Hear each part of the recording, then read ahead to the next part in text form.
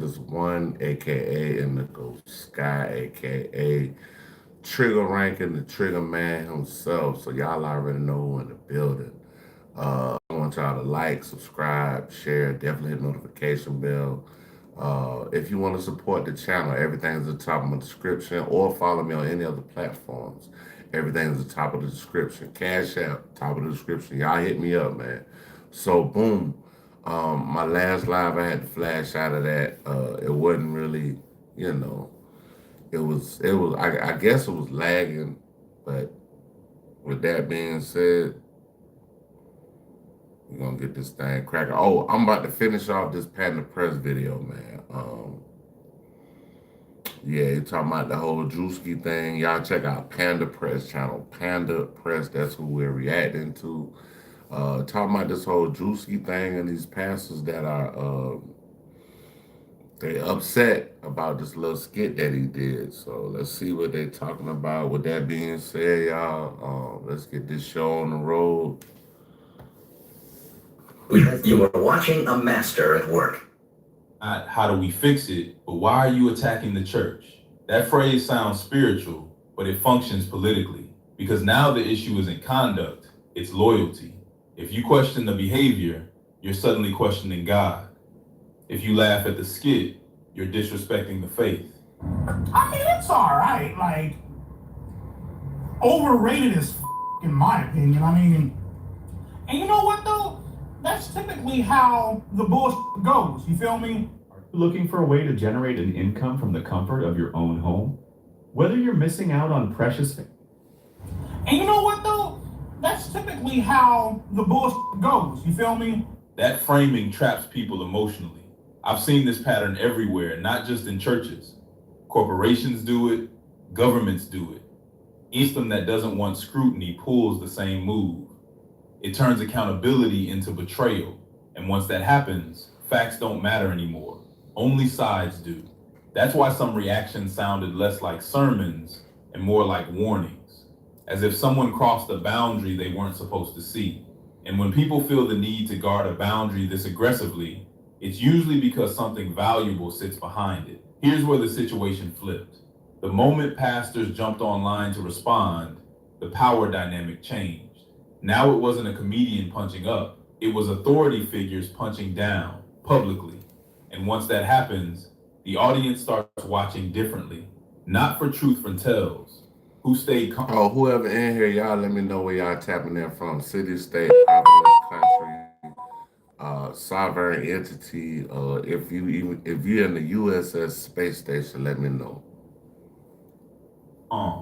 Who reflected, who admitted there's a problem, and who immediately went hostile, defensive, mocking the question instead of answering it. That contrast told the real story. Because if the skit truly didn't apply to you, you wouldn't feel the need to respond at all.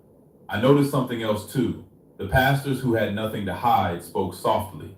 The ones who felt exposed spoke loudly. That's not coincidence. What's up? That's human behavior. And once the audience noticed that pattern, the skit stopped being the headline. The reactions became the content. Mad. This is where...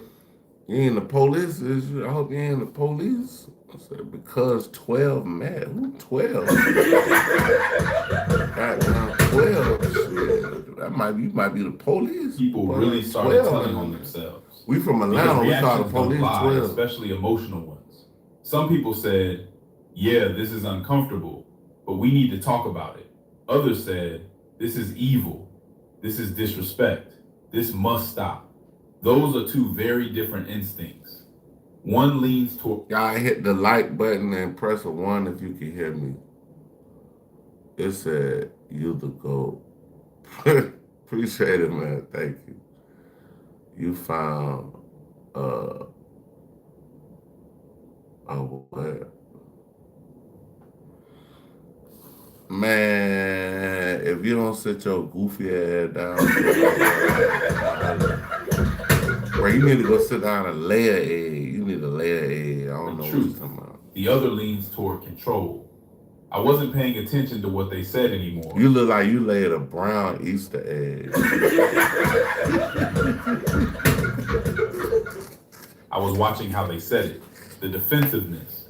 the urgency, Oh, the shit. need to shut it down quickly. That's the sound of familiarity, not offense. Because if something is truly foreign to you, it doesn't make you angry, it confuses you. Anger shows up when recognition does. And once you realize that, you start seeing the reactions not as righteous outrage, Oh but as yeah, unconscious I'm confession. used to it now. Here's though. the part nobody. I'm used to it now though. Man, my skin thick as alligator skin. Like, I don't give a damn about that shit. You can say whatever the fuck you want to say.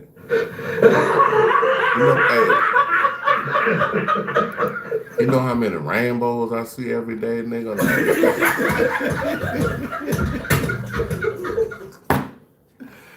Hey, bro, I see so many rainbows. I be like, somewhere over the rainbow, way up.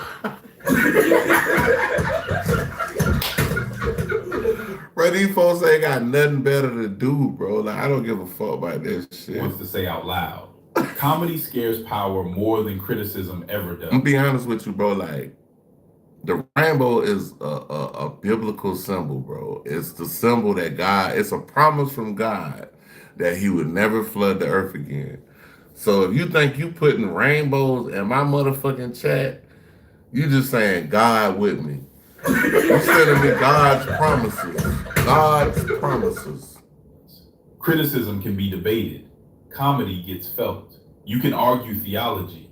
You can argue scripture. But when people laugh, that's a crack in authority. Because laughter bypasses Insulting permission. me? It doesn't ask leaders if it's allowed. It spreads horizontally, peer to peer. Yeah, That's who why is that, satire bro? has always been targeted first. Kings feared jesters. Dictators banned comedians. Institutions label jokes as dangerous. Not because they're false, but because they're efficient. Drewski didn't I present don't an know, bro. argument. I don't know, but you got to go, big dog. I don't know. I don't even know what you're talking about. You got to go, bro. You got to go. I don't even know what you're talking about, bro. He want a confrontation. Boy, if you don't sit your goof ass down somewhere, bro, stop playing with me, bro. Fuck out here with that shit. Why talking about he want a goddamn confrontation? What?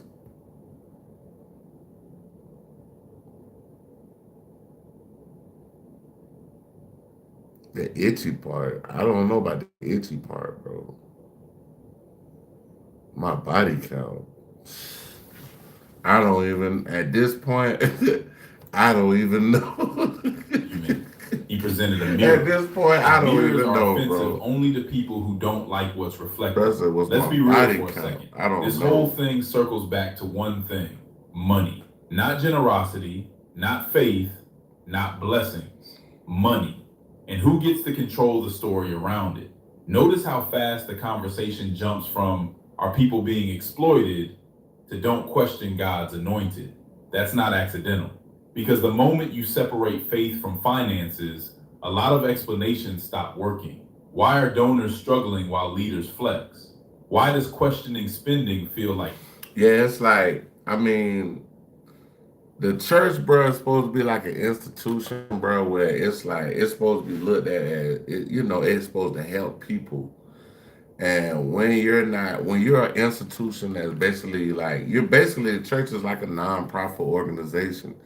That's what a lot of them affiliate up under, the 5031C nonprofit organizations.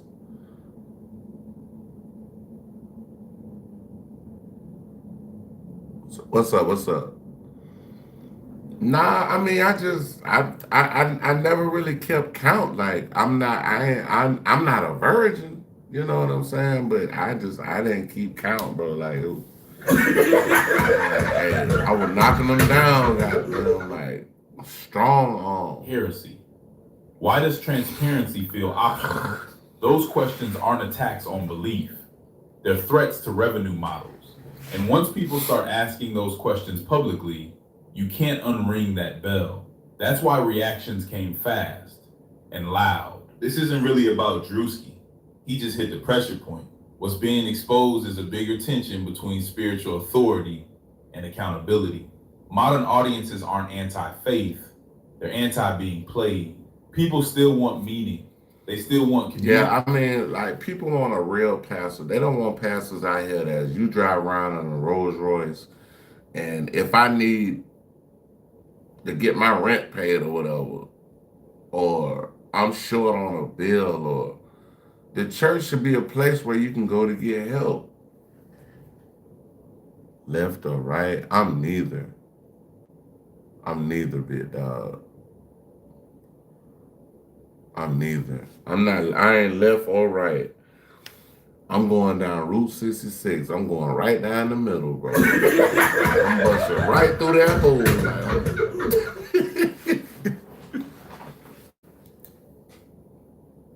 Liberal. I don't see all that kind of stuff, bro. I'm not into that, bro. I'm not into politics, bro. I don't know about it. I'm not into it. I don't, you know what I'm saying? Yeah, like I don't, you know what I'm saying? I'm not into that shit, bro. That shit don't move me, bro. Like, bro,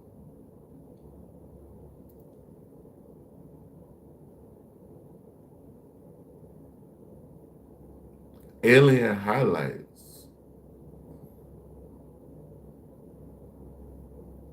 2, man and woman. That's it. Black Santa. Maybe a minute. Do you believe in right to bear arms? Hell yeah, I believe in the right to bear arms.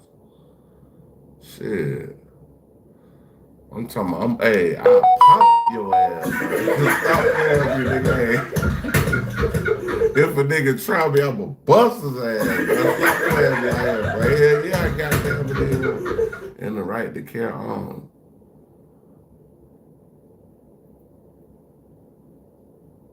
Yeah, it's only 2. Like, bro, I seen this video since we talking about it, since we on this Michael Jeffrey Jordan. We was talking about this. They asked some lady, can a man get pregnant? Bro, the lady was talking so long, I was like, what the fuck are you talking about, bitch? What? Bruh. What? Bro, what are you talking about, man? I'm like, bruh, ain't no man on this planet can have a fucking baby, bro. It'll never happen, bro. Yeah, I don't know, but to the right. I don't lean to the right, bro. See, that's the thing, bro. It said I'm leaning this with the right. Bro, I don't know about none of that shit, bro. I walk a straight line. I don't know nothing about right. I don't know nothing about left, bro. I don't know about none of that shit, bro. I don't do politics. Politics is not what I get into. You know what I'm saying? Like, people still want meaning. They still want community. They still want belief. They just don't want intimidation wrapped in scripture or luxury justified as holiness. And when institutions refuse to adapt, they don't collapse overnight. They get memed. Hey, they say they far right. I hope you're right, goddamn. What? Bro, what are you talking about, man? Yeah, you far right. I hope you're right, bro. I hope you're right. Get questioned. They get slowly desacralized. That's the real danger here. Not disrespect relevance laws. Because once people stop taking something seriously, no amount of outrage brings that power back. Let me say this carefully. Bruh, he just said some powerful shit just now. He said some powerful, like, I keep telling y'all, Panda is the Martin Luther King of YouTube, bro. Right, just listen to what he just said. Refuse to adapt. They don't collapse overnight. They get memed. They get questioned. They get slowly desacralized. That's the real danger here. Not disrespect relevance laws. Because once people stop taking something seriously, no amount of outrage brings that power back. So he said once they stopped taking something serious. It no amount of outrage brings the power back. That shit was deep, but it's like that's how I feel about the government, bro. Like nobody even takes this shit serious anymore. Like, bro, like what the fuck? Donald Trump is the fucking president, bro. Like, I mean, help me make this shit make sense, bro. Please, bro. Help me make that shit make sense, bro. Man, oh man, man, bro, you got to get out my chat with that, bro. You got to get out my chat Let with me say that. this Bro. carefully. People I aren't don't know where rejecting you faith. come from with that, They're but you got to rejecting go. performance. That's the disconnect pastors keep missing. Nobody's mad at God. They're mad at the business model pretending to be God. Because modern faith culture has slowly drifted from service. It's crazy, brother. We just got through talking about Anton Daniels and the fact that, you know, Anton Daniels is, I guess, on the right.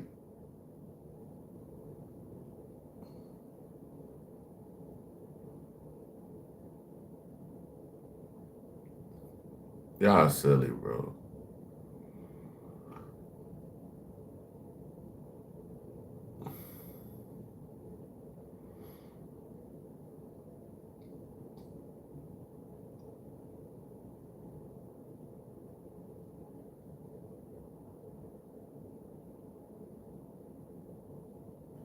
Yeah, yeah, man.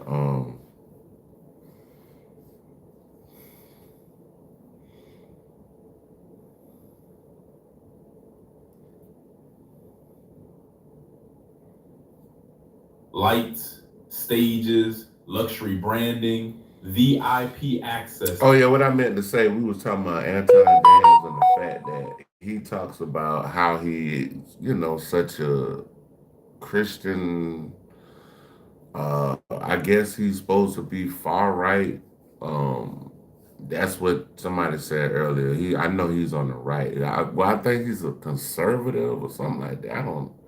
I don't even know what to call these people, bro. But yeah, anyway, the man always talks about, you know, dating. He watched stuff about people dating, and he always brags about him being married. But basically, you know, O'Shea Duke Jackson just dropped the video. I think it had to been probably the day.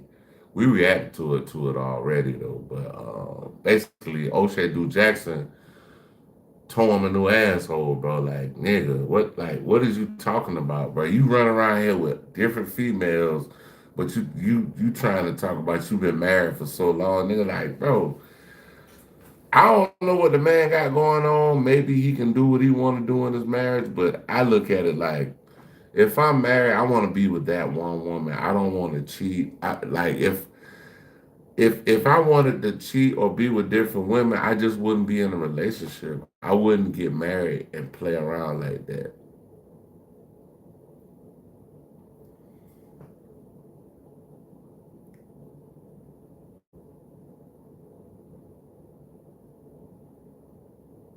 I don't know what y'all talking about. The guy you good. What?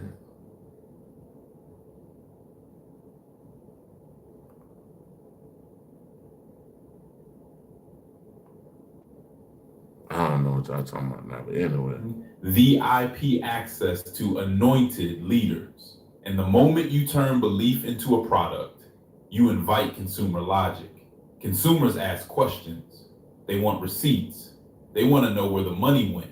But churches still want unquestioned authority in a world that no longer runs on it. That tension, that's what Drewski touched. Not doctrine, not scripture, power dynamics. Here's what gave it away for me. The ones yelling the loudest weren't offended believers. They were personally implicated leaders. I think you're trying to give me some game. Appreciate you. Thank you. If the skit didn't apply to you, why are you sweating? You didn't see humble pastors calmly saying, yeah, there's some truth here, we should reflect. Nah, you saw rage, defensiveness, victim language. The church is under attack. They're mocking God. They're trying to destroy us. That's not faith talking. That's status protection. Because if you built your identity on authority, any joke that lowers you to human level feels like violence. Drewski didn't accuse them by name. They volunteered themselves. This is the part nobody wants to admit. The fear. Hey, that's true though. The fear. Drewski just did a skit when they came out and started talking about IPs. So when they start, like, when the pastor started coming out and saying, "Oh, this is," they had an African pastor say, the man, the overweight man is not funny." Bro, that shit was hilarious, bro. Like, I mean, I live in Atlanta, bro. They got tons of mega churches out here. Like, that shit was funny, bro. It was funny, bro. Like, a hit dog will holler, bro. Here is loss of control. If I was a pastor right now and Drewski put this skit out, I wouldn't even have nothing to say about it, bro. I wouldn't say shit about it because I wouldn't be living my life like, yeah, that's... Because once people realize they're allowed to laugh, they're also allowed to question. And once questioning becomes normal, obedience stops being automatic. That's the real threat. Not memes, not comedians, not TikTok. It's people realizing faith doesn't require fear and generosity doesn't require pressure. And when that realization spreads, institutions either evolve or they start shouting louder to cover the cracks. This whole Drewski situation isn't really about comedy. It's about what happens when power loses its invisibility. For a long time, certain institutions survived because they weren't questioned out loud. Not because everyone agreed, but because people were taught silence was respect. And the moment humor entered the room, that spell broke. That's how power always cracks. Not with riots first, but with laughter. Culture has shifted. People still... This man is very intelligent, bro. Whoever's behind this little panda right here, bro, this man is I'm talking about, he has a brain on him, bro. It's just, this ain't just no AI talking, bro. He typed a bunch of shit, bro. The man is, I fucks with Buddy. Room, that spell broke. That's how power always cracks. Not with riots first, but with laughter. Culture has shifted. People still want meaning, spirituality, community, but they don't want intimidation disguised as holiness. They don't want pressure dressed up as faith. And they definitely don't want accountability framed as persecution. We don't do that here. When leaders react emotionally instead of transparently, they reveal something deeper than offense. They reveal fear. Human behavior is simple when you strip it down. Those who serve don't panic when questioned. Those who benefit from confusion do.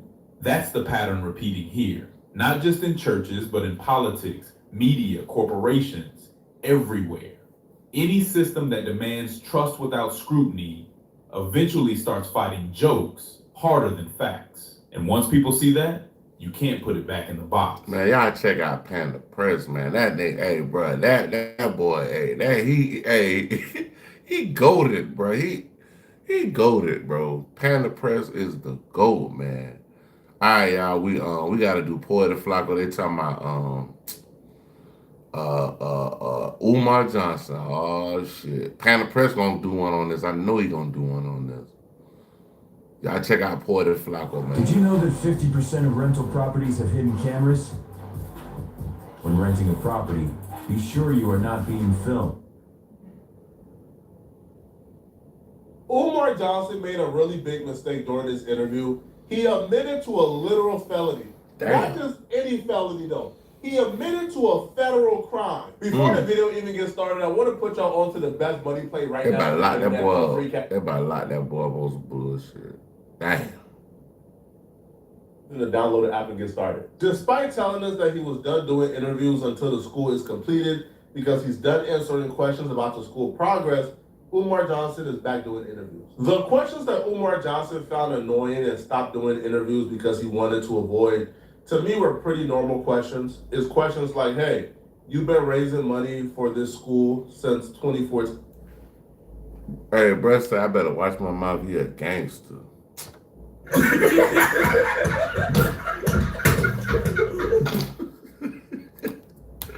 Bro say he's a gangster. Wait a minute. Who are you? Why haven't the school opened up yet? To me, that's a pretty reasonable question. Well, Umar Johnson did an interview recently, and he was asked that particular question. And Umar Johnson's response dug him into a really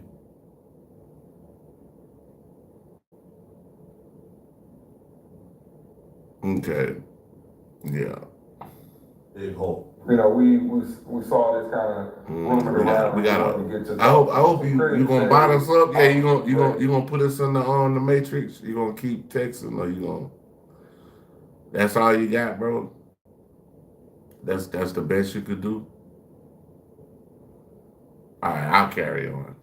It's millions for your school, and after some time, about a decade or so, the school hasn't been up. So they want to know what's the 2026 update on FDMG Academy. First of all, anything a critic says about FDMG. What up, comment? Hey, you see? Hey, look at the last comment. They trying to somebody they disappearing. Look like, well, Granny might be up in here, but I swear to God, Granny.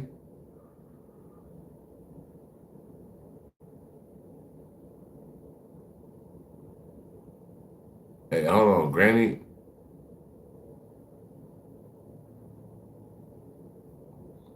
Information from. I don't know. Somebody came in and said it was a gangster or some shit. Like, I'm like, man, sit your ass down somewhere, bro. Nobody knows how much money we raise if we never share. My circle is so tight that nobody in the public could know anything unless we share. If you a gangster, go shoot up some shit. Yeah, go shoot up some shit. Like, look at the bullshit we got in the comment, bro. Like, man, come on, bro. And I took the genes from a firefly and merged it with a weed seed, and my weed glowed. The fuck? Wait a minute. Who are you?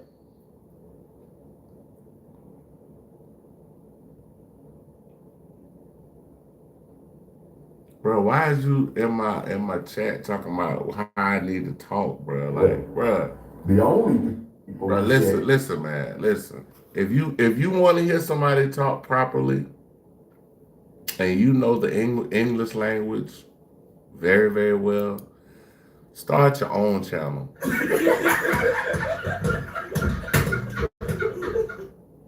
Yeah, start your own channel, man. Like,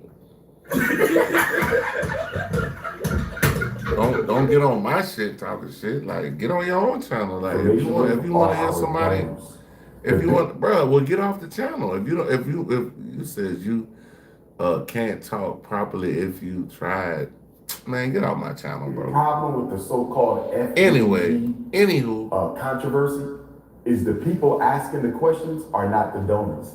Umar Johnson proudly admitting during this interview that the public couldn't possibly know how much he's ever raised because he never gave them the accurate number. He never gave them the real information. They don't have to. Now I got like 3 more. I got like 3 mods, bro. The fuck? Who the fuck you think you playing with, bro? Nigga, stop playing with me. Man, matter of fact, get your ass out my goddamn chat. Get the fuck out the chat, bro. Goofy ass motherfucker, man. Get the fuck out my chat, bro. Yeah, I ain't got time for that type of shit. Anyway. Oh my God.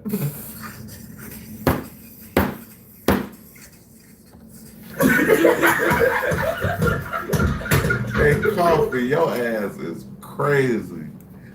Your ass is crazy. Oh yeah. I don't give a fuck about that shit, bro. I'm just on here just having fun, bro. Northern Lights and Maine. Wow. I wish I could see that. I might look at it, try to look it up on YouTube. Yeah, I got big balls, nigga. I'm talking about big balls, nigga. Like, big balls. Nigga, stop playing with me out here. I got big balls out here. Somebody said ice. It said check these posts, cuz. What post? Oh, okay, I check it out. Ice. What y'all talking about? I need some ice in my cup. No clue. Shocked me. It has shocked me because Umar Johnson filed a 501c3. Oh, Umar 501 Johnson is a nonprofit. He a has nonprofit status. organization. As a 501c3 organization, Umar Johnson don't have to pay taxes on the money he raised. But what comes with that privilege is transparency. You have to file a 501c3 and you have to disclose your current assets, the current. Oh, okay. So it's rules and regulations. You ain't gotta pay. So if you get a 501c, you don't have to pay taxes on it. Like you're exempt from taxes, everything that you make. But it's saying in this clause that you have to you gotta basically be transparent with all the money that you get. Yeah, I don't even, you know what I'm saying? Cash at hand. I don't even want to talk about them folks, because them folks they doing a whole lot. It's a lot going on with that, and y'all know who they fuck with. They fuck with 47. 47 sent them out here for y'all, so I'm chilling on that. I'm chilling.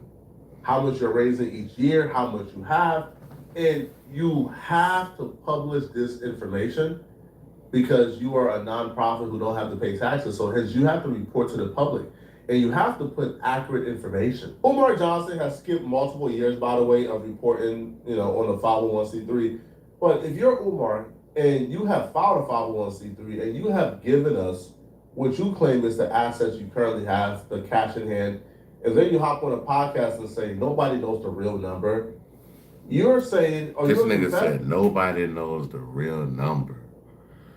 We heard that Umar had up to 1 million in donations. This is what we've heard. We don't know the actual number. I've heard 1.5, 1.6.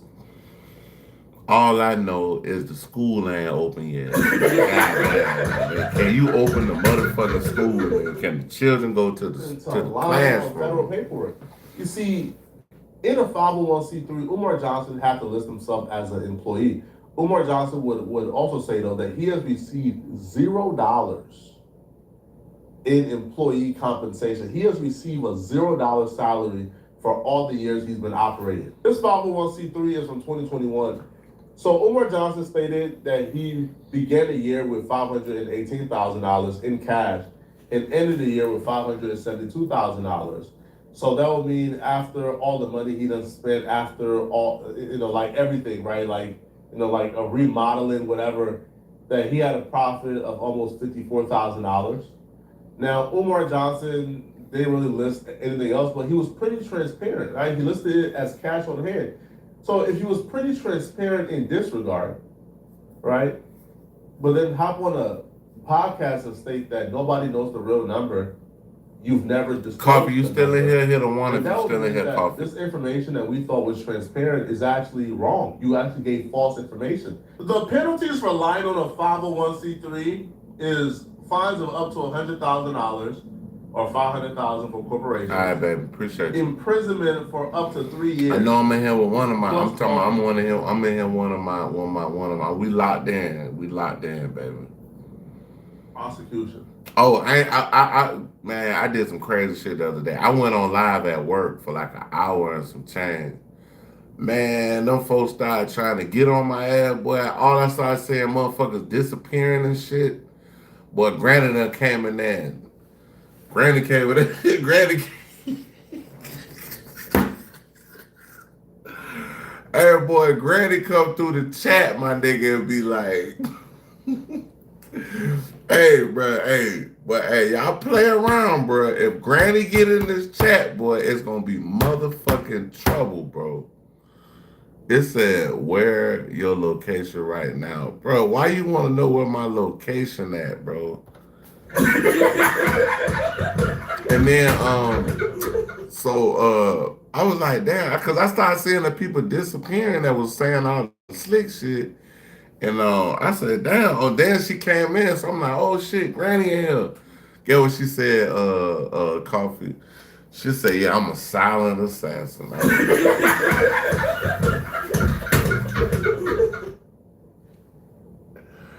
Bro, I'm dead, bro. I'm like, what is going on, my nigga? Yeah, she funny, bro. That my guy, bro. I fuck with For Granny. your sake, man, I hope you was. I want to meet all y'all one day, like Coffee. I want to meet Coffee. I want to meet Granny. I want to meet everybody one day.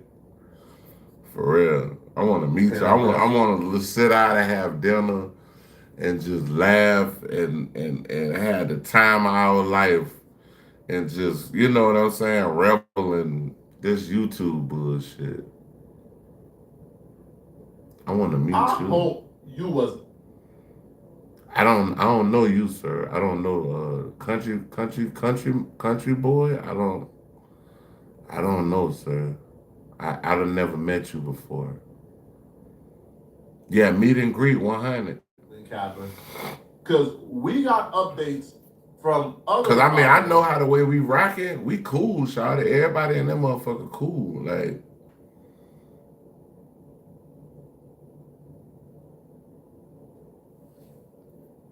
E3s that you. Nah, because I don't know. Your shit say country boy. I don't know, boy. You might try to do something to it. You're talking about country boy. T-Pain. Why they keep, bro? I don't look like T-Pain, bro. Like, what the fuck are saying that goofy ass shit? I don't know goddamn T-Pain. Wow. Right, because you filed one in 2024, in 2023, and you skipped 2022. This is for FDMG RGB Leadership Academy. Again, it's designated as a 501c3. So if we go towards the latter years for FDMG, you see he skipped 2022 for some reason. But in 2023... I mean, bro, your name is Backyard Fun Country Boy.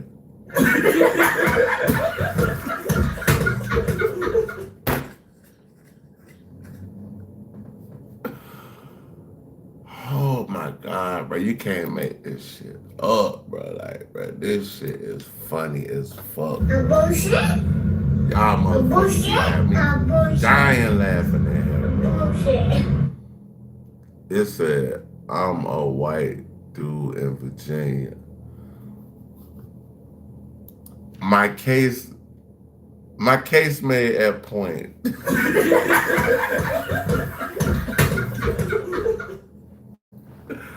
But if you a cool white boy, that's cool too. I fuck with the cool white boys. I like the white boys that's really white boys. I like the motherfuckers that be hollering at woo and all that. Hey, I fuck with y'all. I fuck with the white boys. Umar Johnson claimed that he raised $204,000. Mind you, Umar Johnson had cash Coffee in on Virginia. hand. Coffee, I don't know why the fuck I thought you was in Florida. Coffee in Virginia. What part of Virginia you in, Coffee? Umar Johnson had $500,000+ cash in hand, he says, in 2020. So since 2020, Umar Johnson has raised $116,000. That's $600,000. He skipped this year for some reason. He raised $204,000. That's $800,000. And he raised $84,000 in 2024. Let's just say $900,000. Now I think Umar Johnson. I don't know, but I gotta I'll look you up, bro. Virginia Beach. Oh yeah. I ain't gonna lie, Drake got this song called I think that shit called Virginia Beach. I love that damn song. I know that song word for word.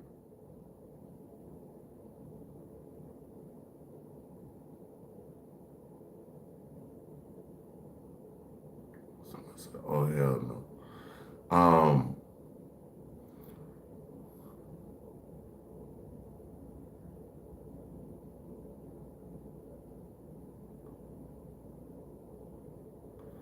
Through the helicopter, what?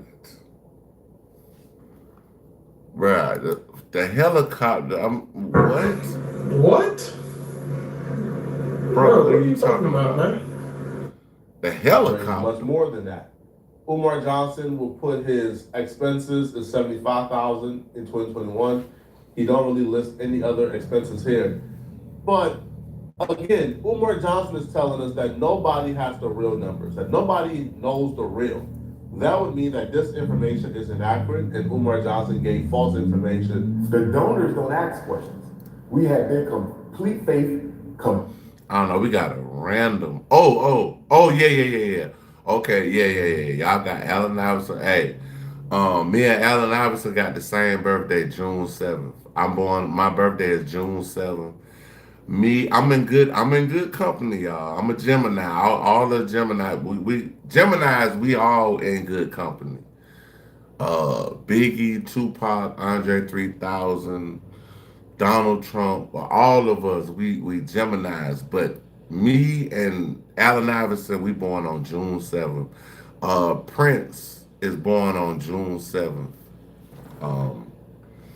I'm in good company, man. Complete support. 85% of our donors are repeat donors, which means they've been supporting us since the fundraiser began. The people who want answers are people who have no vested interest at all in the project. So I don't answer questions to people who don't have any vested interest in the project. You follow what I'm saying? I don't go around offering answers to people who don't have anything to do with what I'm working on, because this is a private Black community initiative. We don't owe them no answers. We don't take any federal money. You see what I'm saying? Umar, you going to jail, bro. You going to jail. You going to jail. You going to jail, bro. Yo, do you understand as a nonprofit, disclosing information, like disclosing your financials is a non-negotiable. Like that's not something they're not asking you to disclose. No, they're telling you have to disclose it. Right? If you are a nonprofit, if you are a 501c3 status. Why do Umar Johnson think he's above the law, bro? These folks will lock you up so fast, they not having mercy on you, bro. Like this stubbornness, bro. You are trying to stick it to the detractors online. I understand they can be annoying. I don't know who Thumb is. Sticking to them is not worth sticking it to them at the risk of your own. Oh, Tim, I guess Tim. That's the problem, because they want us to be accountable to YouTube. Yeah. I love all of them. I know I'm a producer. I don't know if y'all heard me play on my beats and stuff in here earlier. I had to go do something, but when I left, I played y'all one of my tracks. But yeah, he one of the people that I look up to as far as like that, made me want to start producing people like Timbaland, Pharrell, Dr. Dre,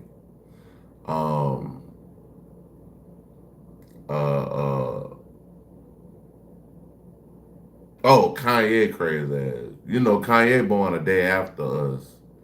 Kanye born on the 8th. I'm born on the 7th of June. Kanye born the day after me. And Kanye was born right here in Atlanta. Kanye was born in the same hospital my daughter was born in.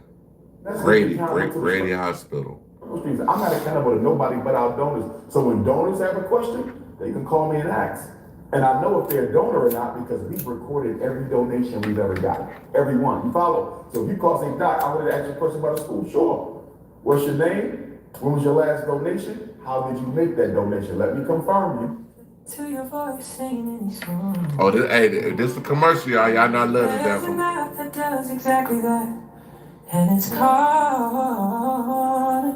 This shit hard. My tune.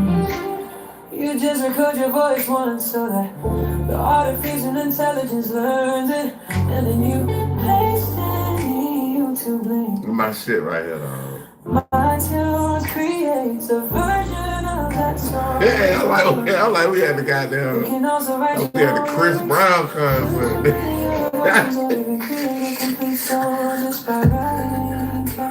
Like, we had the Chris Brown concert. Train your voice, create and be amazing. That shit hard, bro. I'm gonna have to goddamn. I already downloaded. I gotta use it. I gotta see what the fuck it's about. I gotta use it though. That shit hard, bro. How did you make that donation? Let me confirm you. If you believe this, then I got a bridge to sell you. If you think that Umar Johnson has record of each and every donor, you're out of your mind. First off, Umar Johnson has had GoFundMe's shut down. He's been banned from GoFundMe. So you think Umar Johnson has a list of all the GoFundMe people who donated? Umar Johnson has been banned from multiple PayPals. You think Umar Johnson has a list of all the PayPals? You think when Umar Johnson is on IG Live saying, run me those donations, $5, $1, it don't matter. You think Umar Johnson is keeping track of all the somebody asked me something about my beard. How do you grow your beard? Shit, my hair, I just got good. I ain't gonna say good hair. I'll just say I have fine hair. My hair is fine like a motherfucker. It's even when I used to grow my hair on my head, I'm bald now, but even when I used to grow my hair on my head, bro, this shit just is, I mean, you can see it, bro. It's kind of like, it's fine, bro. It's like, but the best thing to use on your beard, I would say, I seen something today. I don't know if I think I screenshotted it, but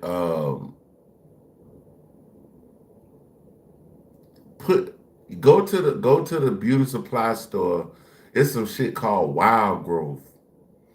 And after you get out the shower, just put that shit on your face, bro. That Wild Growth, put that shit on your face, and that shit gonna grow like crazy. What up? What up? What up? You think Umar Johnson is keeping track of all the dollars? Like, come on, bro. Of course not. But even if he was, his premise is wrong. You are not just accountable to people who donated. You are accountable to the public because you sought out a nonprofit status so you can be exempt from paying taxes. And you can ask all the questions you want, but if you're just a struggle streamer, you're just looking for content so you can just run with some negativity, I'm not giving you no answers. With that being, but see, it's not about negativity, bro. Like, it's just about being transparent. I often say on my channel, never skip steps. Always do things in order, because a lot of times when you skip steps, you end up backtracking. And one of my new niches to watch on YouTube, one of my new niches to watch on YouTube is when them people go in there trying to cash checks and shit, cash fake checks, bro. Don't even waste your time with that. You better off getting you a job, dog. Get you a job. And it says, I was in here talking about the small hats are running the country, but I smoked some weed and realized I had too much hate in my heart. The only way to heal is to love. See, okay, we got to applause that. We got to hand clap that last. Cause I ain't gonna lie, last week, but I woke up, I think it was Monday morning. I woke up Monday morning and y'all motherfuckers were going crazy in the damn chat. I had a whole great debate in my motherfucking chat. I was like, what the fuck is going on? They weren't even listening to me. They was steady arguing with each other. You just looking for content so you can just run with some negativity. I'm not giving you no answers. With that being said, let me clarify a couple things about FDMG. The fundraiser began on April the 12th of 2014 in St. Louis. Originally, we wanted to purchase the HBCU St. Paul's College in Lawrenceville, Southern Virginia. HBCU for sale, they wanted $2 million.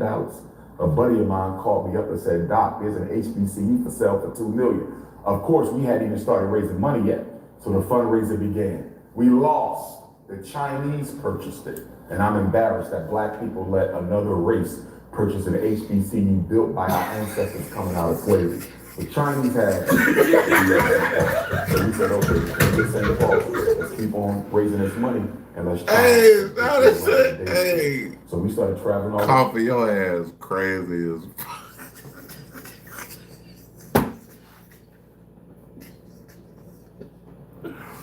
Hey, what that what that nigga Chris Tucker said on Friday, the weed will let you know. The weed will let you know, goddamn. As I told you earlier, we Man, y'all always ended up silly in as hell. Atlanta. The big issue with the early school search is once the property owners found out who I was, and let me be clear, most of the properties that we were interested in during our school She search said to that nigga to smoke some weed to realize that shit. But that, hey, Coffee, you the GOAT for that one.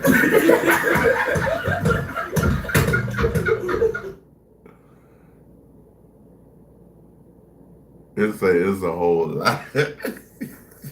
2019 was Roman Catholic schools because they take good care of their property.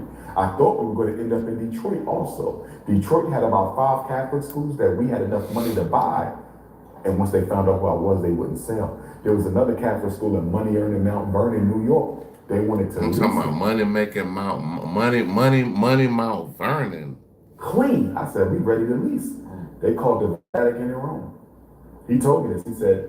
He said they called the Vatican, bro. I done had people watching me on my channel from the motherfucking Vatican. I was like, damn, nigga. I think they were lying, but they said they were watching from the Vatican, bro. The Catholic schools in America are managed directly from Rome. I did not know that. So we had to call the Vatican and ask them if it was okay to lease the school to Dr. Umar. They said no. So a big part of the delay was we couldn't get nobody who would sell us the property that we wanted, right? So hey, I ain't gonna lie. That's why I'm able to be on YouTube and to be such a happy, jovial person. I'm like this all the time. When I cut the camera off, I'm laughing, joking. This is me. What y'all see on camera is what y'all gonna see off camera. Now, I might need to clean this motherfucker up now, you know. But I be fresh every day. I mean, just cause I just like to be fresh, bro. I just love being fresh. I like being fresh. You know what I'm saying? So fresh and so clean. I love being fresh, but hey man, this is me.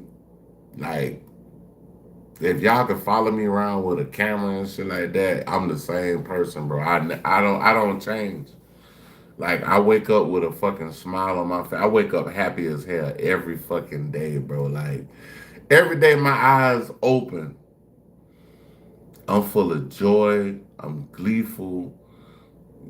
It is what it is, man. Life is life. I love it. I just thank God I'm here. I thank God I'm able to just interact with people all over the world. It's a beautiful thing, man. And you know, through this life, you meet people, and when you meet certain people, y'all have a common bond, and sometimes y'all have soul ties. And I'm pretty sure there's some people on this YouTube I got soul ties to, and y'all don't even know it. Like, y'all fuck with me, but y'all don't even know. We got soul ties. That's why y'all tap in.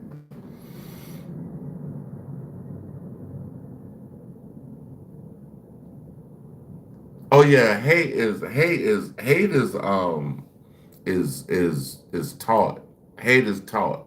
I'm gonna tell y'all a story. I know Coffee's still in here, so I'm gonna tell you a story, Coffee. Hate is taught. All right, first off, we're gonna talk about this. You can have a black baby and a white baby. You can raise them up together. They won't hate each other. They're gonna look out. A white baby and a black baby, if you raise them up, they're gonna look out for each other like they brothers and sisters. I don't give a damn what color they is. But this story time, y'all. I was doing a live one night, and somebody kept coming in here with some racist shit. Like, just keep coming with racist comments. And I was like, bro, how can you be racist? Like, bro, that's like, I told him, I said, being racist is like me going to a NICU. I don't know if y'all know what a NICU, but a NICU is where the babies are born in the hospital. And they got, it's like a whole bunch of little babies and then these little things or whatever. But you know, you got a white baby, black baby, Asian, Cambodian, Indonesian, whatever. Why would I go in there and be like, I only like the black babies. I don't like the white baby. Bruh, I ain't gonna lie. Buddy was apologizing the whole fucking stream, y'all. I was like, bro, like, like, if you seen a black baby, would you hurt a black child? Bro, I've heard, and this is 100% honest. I've heard a firefighter on his deathbed. He said that he seen a black baby in a house, and the house was on fire. And he said that he didn't save the baby. He left the baby in the house. Like, bro, you got me fucked up, bro. You gotta be an evil motherfucker if your job is to actually save people. And they done gave you all this money, power, prestige, because a lot of these jobs, they come with prestige, bro. And you get a lot of power, like especially police. They got immunity, they got immunity basically. Like they that lady Renee Good, that's called immunity. I could just pop your ass and ain't nothing gonna happen. And that right there ain't fucking funny, bro. We bought the school in 2019. That's not Only funny, 5 bro. days. Rest in peace to Renee Good, her children or her child. See, look. You see that? Hey, Coffee, look at that shit right there. You see that, right? All black money, no white financiers, no white bank. Purchasing a school in 5 We got a great conversation. We got listen, Coffee. We got a great conversation, and we got some goofies coming in here with some shit like that. Hey, Salaikum Salam, my brother. Rahim, Alhamdulillah, Rabbil Alameen, Irrahman Rahim, Maliki Yawmiddin, Iyyaka na'budu wa iyyaka nasta'in, Ihdinas siratal mustaqim, siratal ladhina an'amta 'alayhim, ghayril maghdubi 'alayhim waladdallin.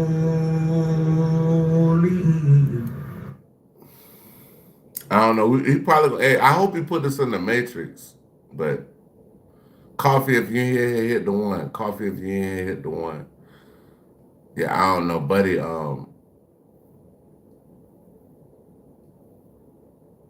I guess I think. Hey, I think he. We got somebody in here looking for a date, y'all. Coffee, he's looking for a date. I'm not interested.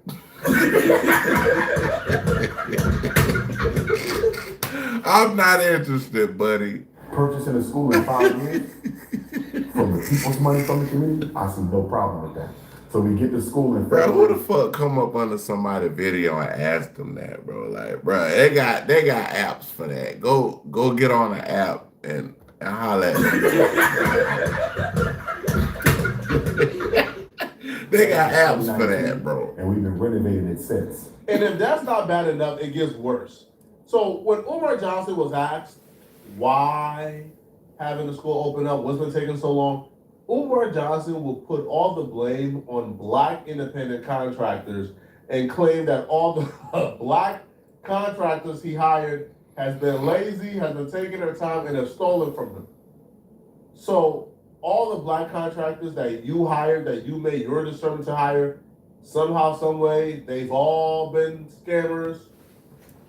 I started Brain HQ because I was frustrated. In 40 years as a neuroscientist, I'd witnessed really remarkable progress in our understanding of how to make the brain stronger. I'll be real, I'm more inclined to believe that you are the problem if you're telling me that every single black contractor you hired turned out to be a scammer and wasted your time. February 7th. Right? How you for the black community, you hire all black contractors and none of them are good. So Yeah, that's crazy.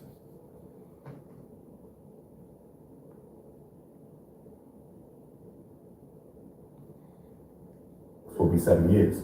This past Saturday, I know, right? How long have renovations you? on the school? Why were we delayed so much? And I'm not even going to call it delay because I believe in divine timing. If it didn't happen yet, it wasn't supposed to. You feel me? That's my position. But if we want to look at this practically, the reason it took us 7 years to do the renovations is because the black contractors, I'm going to say it, the black contractors who we depended on to help us cross this finish line sooner, they scammed us, they robbed us, they never completed their work. I haven't had a single black contractor. Quote me on this. In 7 years, I haven't had a black plumber, black electrician, black roofer, black HVAC, black painter, black floor person. So that means the school ain't gonna get finished. I guess that's what that means. The school ain't gonna get done. Not one black contractor who we paid to do the work ever finished what they got paid to do. Not one. So can't nobody say shit to me about how long it took us to get this job done. So what does that say about the black people that you dealing with, bro? I mean, so now he's blaming the school is not open on black people. Bro, help me make this shit make sense, bro. Please help me make this shit make sense. Please, please, please, please, please. It took us long because of ninjas in the community who don't have integrity and work ethic. If you've been tapped in long enough, Umar Johnson actually started off by asking black contractors to come and work on the school for free. So he was asking people initially to come work for free. One people said no, like, bro, I have a life. I have like my own thing to do. Like, I'm not about to just come and do like a job this heavy for free. Umar Johnson then began to begrudgingly hire black people, according to him. Umar Johnson was penny pinching. He able to pay nobody. And usually that attract, right, the bad type people, right? Usually, if the normal price for a job is going to be, let's say $10,000, but you're hiring people who can do it for you for $750. I hit the like button. You're usually hiring the wrong type of people. I encourage every one of y'all to watch my video on the Umar Johnson and the homeless man Don situation. Umar Johnson hired Don, a homeless man from off the streets, to come and do work for him. A literally homeless man to come do work for him. They said he didn't want to pay the homeless man to do the work in that motherfucker. Damn. He didn't want to pay the man. Like, what the fuck? And in exchange, Don gets to live inside of FDMG, even though the building, right, is currently unsafe to be in. Don will live in the building and do work in exchange for some change. When it was time to pay Don, Umar Johnson all of a sudden didn't have the money. Don sued Umar Johnson and actually won in court and got a judgment. So, like, Umar Johnson has a habit of, again, begrudgingly trying to pay people. And the one thing that concerns me is Umar Johnson is trying to get ahead of them not passing inspection. Because Umar Johnson is telling the dude, oh, we're done. We're about to go to the inspection. And then Umar Johnson swiftly and slickly says, the city of Wilmington got it out for him. They're trying to sabotage him. They try to sell his building once. So hence, if he don't pass inspection, it's the city who got it after him. So if he don't pass inspection, it wouldn't be because he hired cheap day laborers. It would be because the city got it after him. You see how Umar Johnson is trying to get ahead of this story? Because I think Umar knows this building probably won't pass inspection the first time. This wax deodorants, stain your clothes. Gillette Clear Gel antiperspirant goes on clear. Gillette, the choice is clear. This is the Mercy Capital Court, powered by artificial intelligence. Okay. Mercy. Now, do you believe you need any more help? Well, as I said, we finished. The renovations are done. We got to dot a couple I's and cross a couple T's, and then we have to go for inspection with the city of Wilmington, Delaware. We don't know what's going to happen with that because they never thought we would finish. Now that we're done, we now got to fight them. Because remember, they tried to sell the school behind our backs this past summer. We had a vacant property registration fee bill that we should not have even owed because as a nonprofit, you're supposed to get a 4-year waiver. They didn't give it to us, right? I called them up to see if we can come to some type of an agreement. If you're not going to give it to us, say that and let us pay. The woman in the office told me she would call me back on 3 different occasions, never called me back. I emailed on 3 or 4 other occasions, never responded to my email. All of a sudden, I get a phone call, Dr. Umar, the struggle streamers on YouTube, talking about your school is about to be auctioned in 21 days. I said, this can't be true. I just checked the mail. We ain't got no mail saying they trying to sell out school. All our bills is paid up, except that vacant property registration fee.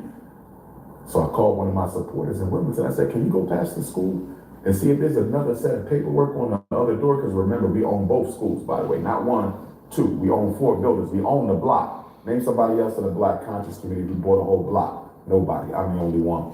So anyway, the struggle streamers stole one set of paperwork. Cut it out, bro. You was not the only one. You was not the only nigga. My supporter got the other set of paperwork. She took a picture of it and sends it to me, right? Guess what? If they took both sets of paperwork, if the haters would have took both sets of paperwork, I would have never knew that our property was going up for sale because the city of Wilmington did not communicate that to us. They would have sold that school behind our backs and we would have never even known. So when I tell you getting ready for this inspection, we might have to get ready for war. We might have to get ready for war. I hope that completes itself how it should, for sure. It should. Either way, it don't matter.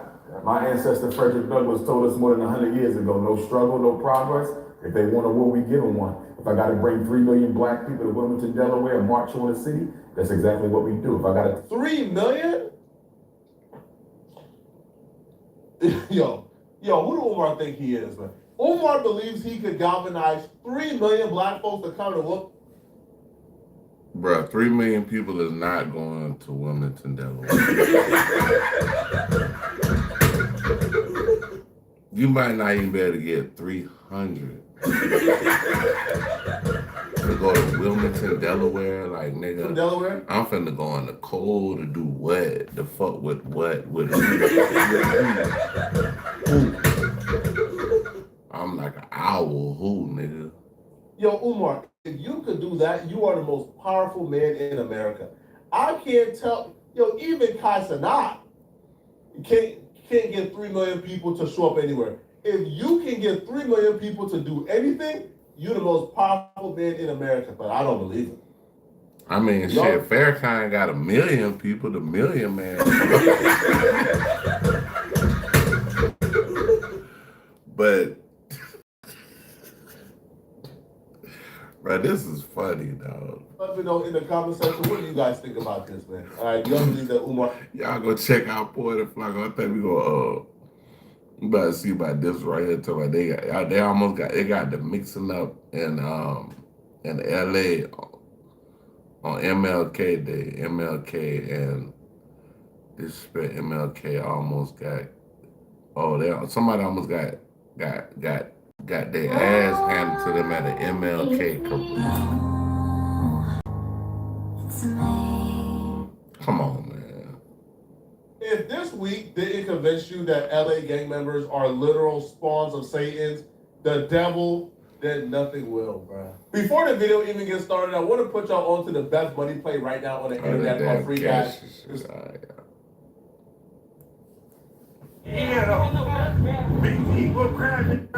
There's not a word to describe the level of sellouts that LA gang members are.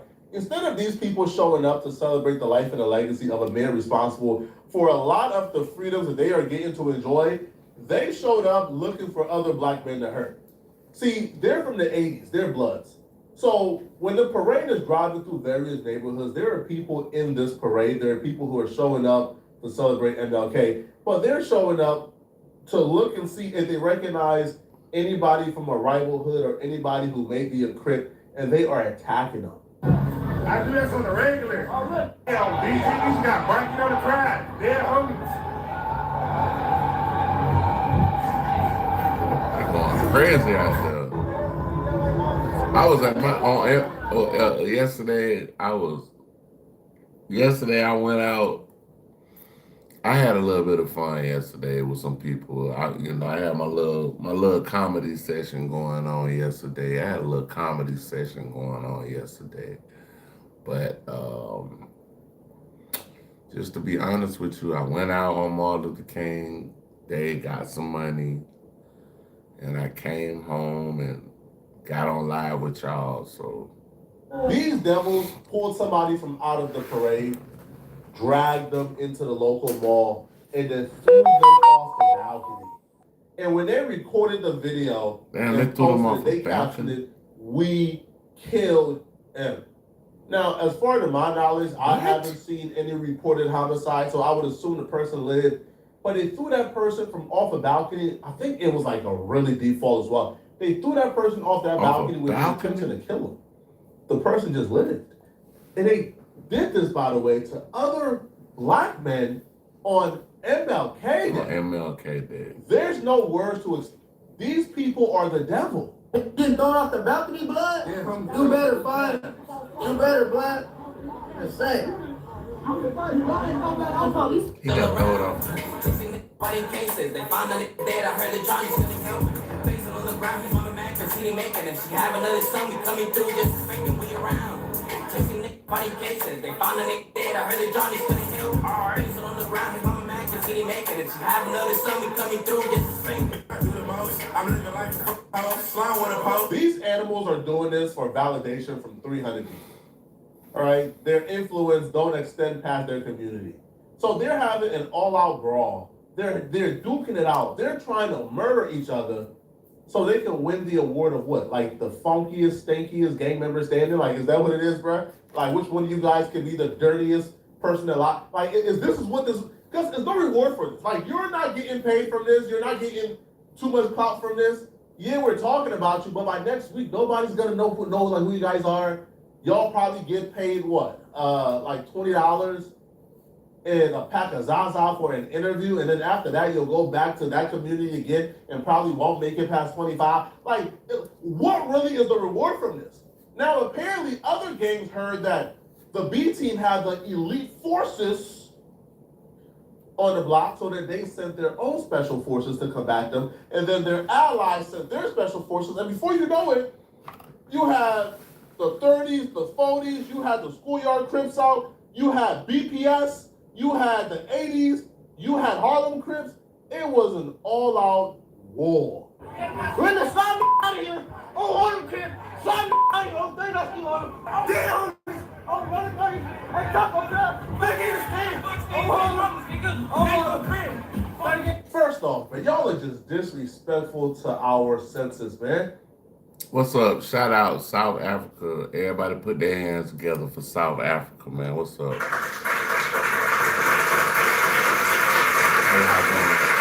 out, peace, salute.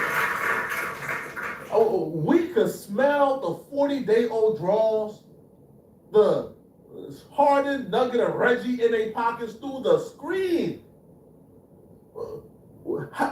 Having to smell these dirty niggas through the screen is already terrible enough. Can you imagine being in their presence? Lord, just send a flood, man. Wash away these dirty niggas, man. We good.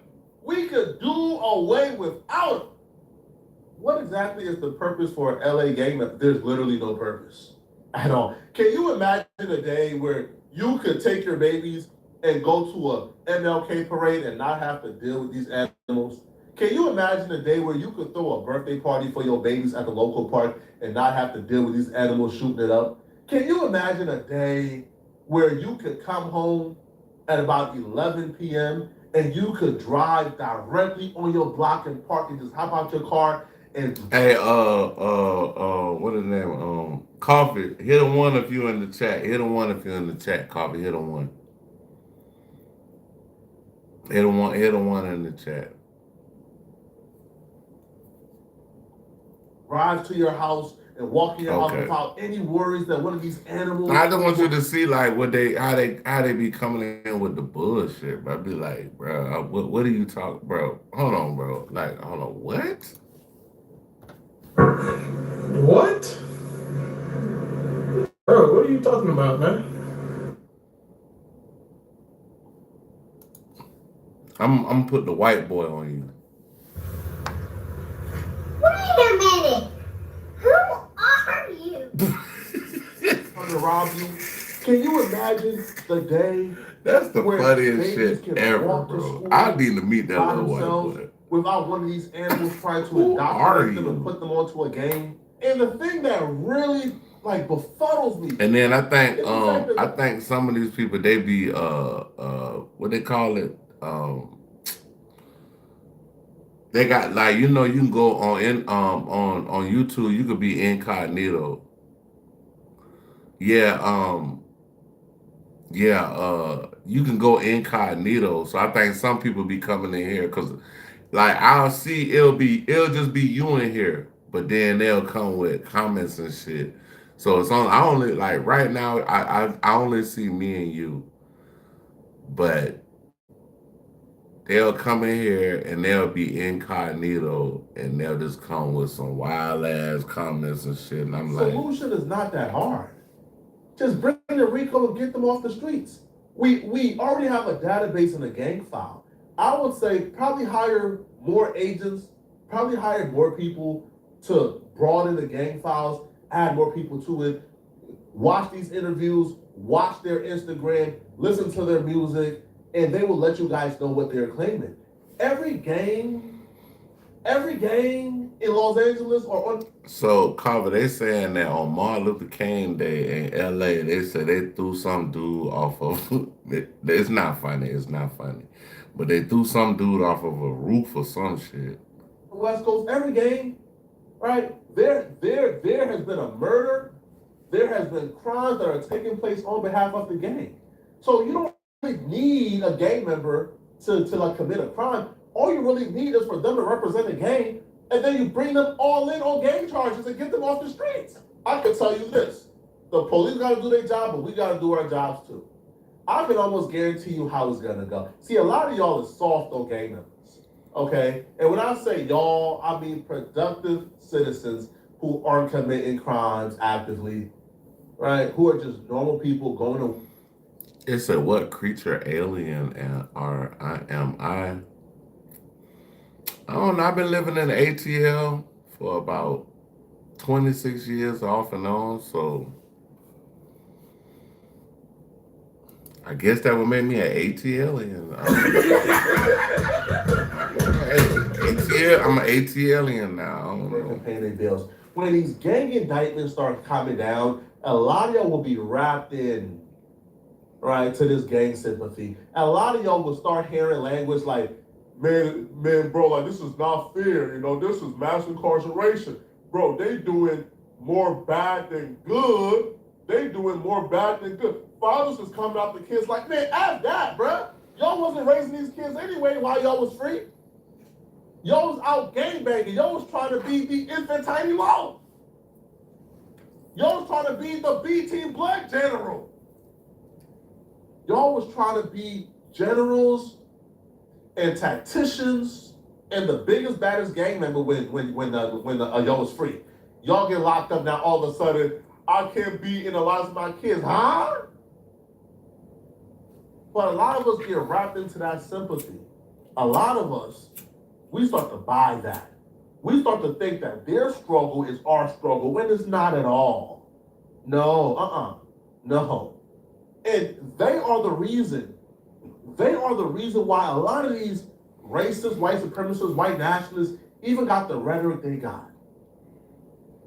If the white nationalists didn't have gang members and the gang statistics to dehumanize black folks, what would they have? Think about it for a second. When you hear a white supremacist and a white nationalist spewing hate rhetoric and bringing up their fake stats, what are they usually quoting? They're quoting gang statistics. If they didn't have that, what else would they use to dehumanize us? See, people like myself, I gotta do hours of reading every night. I gotta do multi-deep research at a time, so I can be well read and studied up. So hence when I have to come. I ain't gonna lie, Poetic been doing good on his stuttering though. Like when I remember, I was watching Poetic Flacco before he ever got to No Jump or all of this shit. I used to watch Poetic Flacco and I would be commenting, he would talk to me in the comment section. Like I remember Poetic Flacco from back in the day, like 2021, 2021, some shit like that. I've been fucking with Flacco. And he had a real bad speech impediment. He stuttered real bad. But I ain't gonna lie, he's gotten better, but we all get better. I wasn't able to get on here and talk like that on YouTube, but now it's like breathing, bro. I can do this shit. I'm in the game, you know what I'm saying? Like EA Sports. Facts, I know the talking point. I can go at it. But God damn it, man, these gang members is making my job a little harder. Now, luckily, nobody passed away. Okay? Luckily, nobody passed away. Okay? Nobody died, during these altercations. Somebody did get stabbed though, and they did suffer some serious wounds and injuries. Hi, I'm Mike, and I just passed my CDL exam on the first try. Man, I ain't finna drive no goddamn truck. Good afternoon, I'm Will Walker. And I'm Lou Parker. Thanks for joining us. We are following breaking news from Leimert Park, where the LAPD is investigating a stabbing. The scene is not far from where the MLK parade ended just a few hours ago. Gil Lavis is in Sky 5 with the details. Gil? Well, Glenn and Lou, this started with large groups of people fighting here near Crenshaw, near Leimert Park. As I zoom in here now, we see a large response by LAPD. Skirmish lines all over the place with LAPD in different directions. You're looking at Crenshaw Boulevard, that's mounted police there facing southbound towards 43rd Street. Let me come up and show you the crowd here. The crowd is mostly dispersed throughout the streets here on different avenues here, but I can tell you that during one of those fights, a 40-year-old man was stabbed. LAPD had to go in and rescue that person. Bro, you 40 years old and you getting stabbed, bro. You need to sit down. In unknown condition, rushed to a 40 years old, bro. You need to be in a house. Group of people here kind of scattered in different areas. I'll come back to the north side of Crenshaw Boulevard near Martin Luther King Jr. Boulevard. You can see it's pretty much empty at this point. I ain't gonna lie, every city that got a Martin Luther King Boulevard, bro, that shit be gutter as hell. Yeah, everywhere that it's a Martin Luther King Boulevard, that shit be. If you want to know where the gangsters at or the bad part of a city, just go to Martin. If city got a Martin Luther King Boulevard, just go on MLK, and you gonna see all the shit that you need to see. Skirmish lines, and as well on surface streets off of the major highways or major streets here. The LAPD had to go into these streets here. McClung is one of them here. You can see some of the units there. So according to people there, you have the parents of these children getting into it and fighting each other as well, right? People watch the parents of these kids be present and condone the behavior, and then when somebody got hurt, they blame the police. So they watch the parents of these people present, co-signing the behavior, egging it on. Then when somebody get hurt, they blame the police for not stepping in. Because apparently the police was there. And the police was apparently unfolded, saying, all right, bro, attack each other. Go ahead. Hey, bro, we not stepping in. We not about to risk our lives for y'all. Y'all don't even like us. Which I still think is wrong, right? I still think the officers should have stepped in.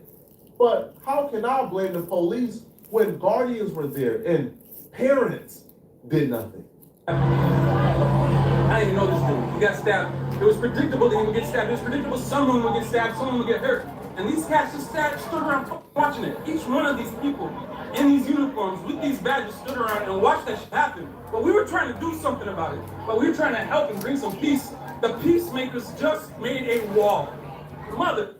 Fuck all of this. God damn it. That cops, I'm so tired of this. Look.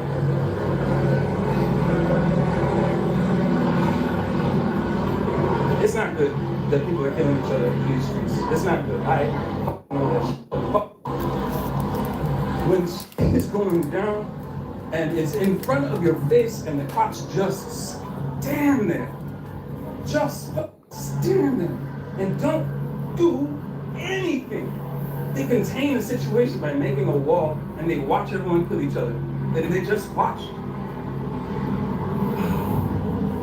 We been knew LAPD didn't like black people. We been knew LAPD was racist. We been knew LAPD was corrupt. So am I gonna sit here and boo-hoo and cry that the racist police didn't risk their life to save black people? I'm not. But you know who I'ma look at and say, damn, shame on you? I'm gonna look at the black people who are supposed to love other black people and see them acting like how they acted and say, damn, bro, where did our community go wrong at? Our community should have been checked this behavior before it got to this stage. If we can't save ourselves, we can't depend on the police to save us. They don't like us. LAPD don't like the black community, bro. Now, here's the thing. You know why a lot of these OG gang members would never come online and condemn this behavior? Because it's good for them. And that's what you guys don't know. It's good for them. And I wouldn't be surprised if the OG gang members actually instructed these YNs and these hooligans to do this. You know why? Right, they're incentivized to do this? Because of that grid program that's paying gang members $42 million a year. What up? See, the grid program pays OG gang members from their community who got influence, and they pay them to keep the peace, right? You can't pay somebody to keep the peace if there's already peace. You pay them to keep the peace if there's turmoil, if there's drama. One of the things that gang members get paid millions of dollars for every year is to allow safe passage. So for example, if somebody, right, has a funeral concession and they got to drive through an opposing neighborhood, the city will say, hey, the grid program, can y'all please just make sure that nobody harm the funeral concession as they drive through, which to me should be common sense. We shouldn't be paying gang members not to shoot up a hearse, right? We shouldn't be paying gang members not to beat up kids on their way to school. But the city of Los Angeles thinks that $42 million is a better use of our resources to pay not to do crimes, opposed to locking them up for doing the crimes. So the gang members instructed the YNs and the hooligans to go and cause chaos. So next time, when they want to have an MLK parade, they gonna call them gang members and put money in their pockets and pay them to keep the peace. This is how gang members are actively extorting the city and extorting you out of millions of dollars. But nobody. I heard about the grid program. Another example of gang members proving they're the devil is this particular video right here, where apparently this gang member who's from somewhere, he apparently knocked out his op's sister and then posted a video of her knocked out on his floor, bragging about it to the public. Booty hoes, knocked your sister on her birthday, nigga. Blackstone's BPS did it, nigga. No pity in my bitty, no respect in my J's though, nigga. On Blackstone, nigga, I need $600 on my cash app, nigga. Westside flank. This man knocked the woman out and bragged about it. This is nasty work, bro. This is disgusting, bro. Like, this is very disgusting, bro. Like, I'm disappointed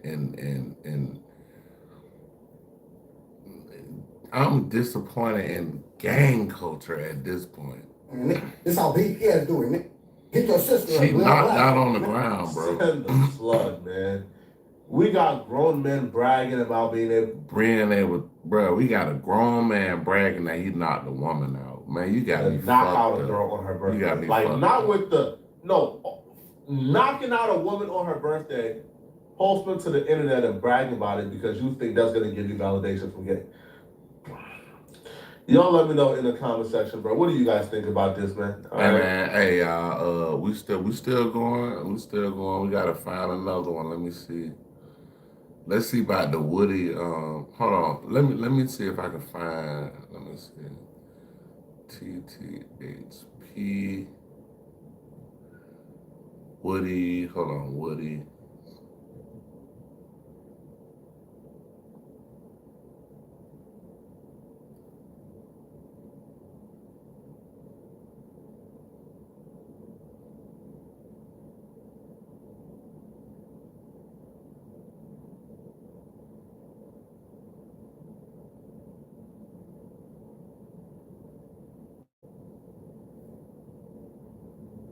What's up, y'all? What's up? They showing me love. What's up? Where y'all tapping in from?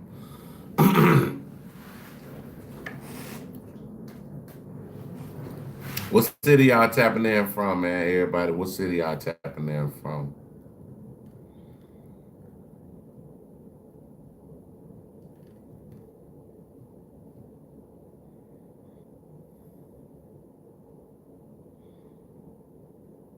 Oh yeah, the world is tragic, man. It's crazy, bro. Like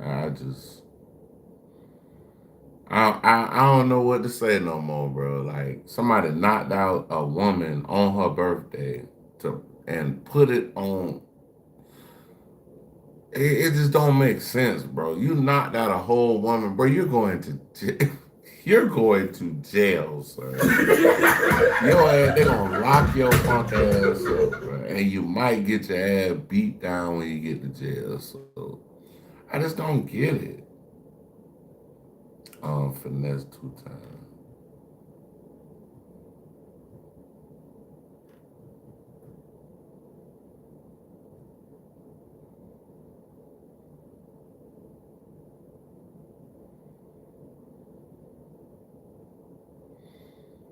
Trying to find this video. Let me see if it's on my if I sent it to my joint.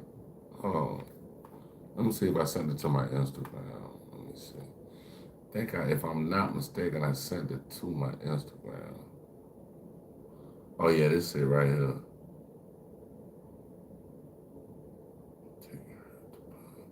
Oh, I don't remember seeing this one. Hold on, let me see.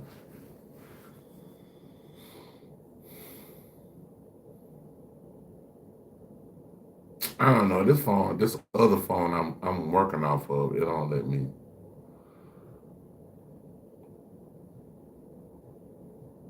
Let me see, y'all. Give me a second. Boom, boom, boom, boom, boom, boom. I ain't gonna lie, I love watching these people cooking on YouTube. That's one of my favorite things to watch. Arrested, did he kill your guy's brother? Young Dolph's hitter arrested.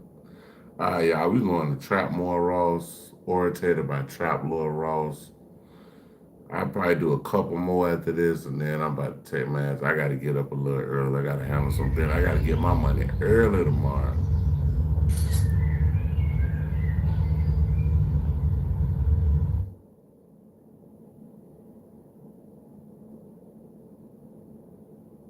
Brother Big Jerk, there's been a lot of unanswered questions in the streets of Memphis. Now, I did break down a lot of the backstory in this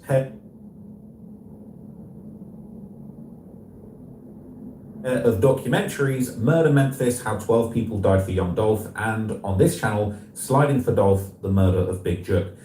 Now, there's been a lot of unanswered questions. Obviously, the alleged killers of young Dolph did have their day in court. The shooters went down in a ball of flames, and the alleged mastermind, Hernandez Govern, ended up being found not guilty. And I've actually ended up doing a little interview with him here and there on this channel, so you can go and find out about that. He is an interesting character. But we've just got some massive news that might finally close the door on one of the biggest mysteries in this situation. And that is the murder of Big Jerk. Because find out who killed Big Drew. I think it was B.O.I. Jimmy or some shit like that. B.O.I. Jimmy or some shit like that.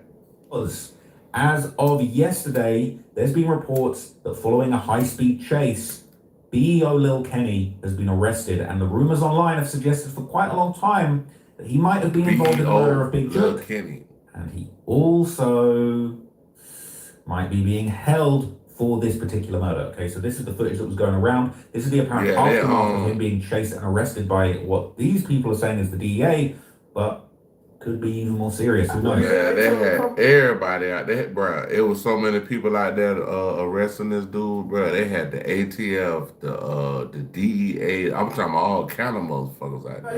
He about to get big. That shit crazy. Man, that shit crazy. What's up?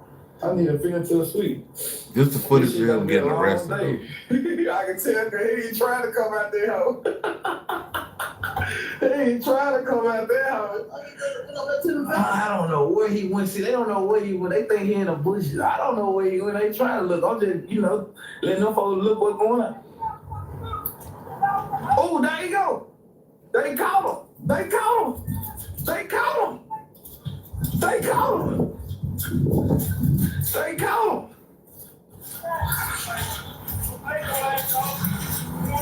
they call him?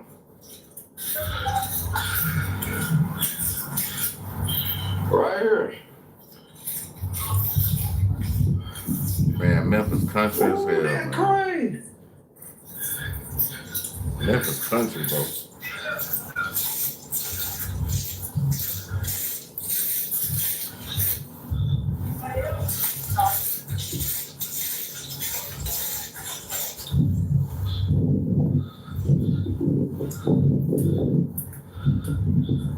They really dragged him out the bushes, man.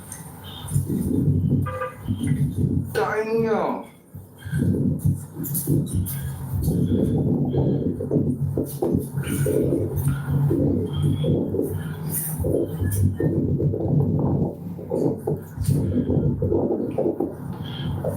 Damn. This Blackwood News, man. Blackwood News.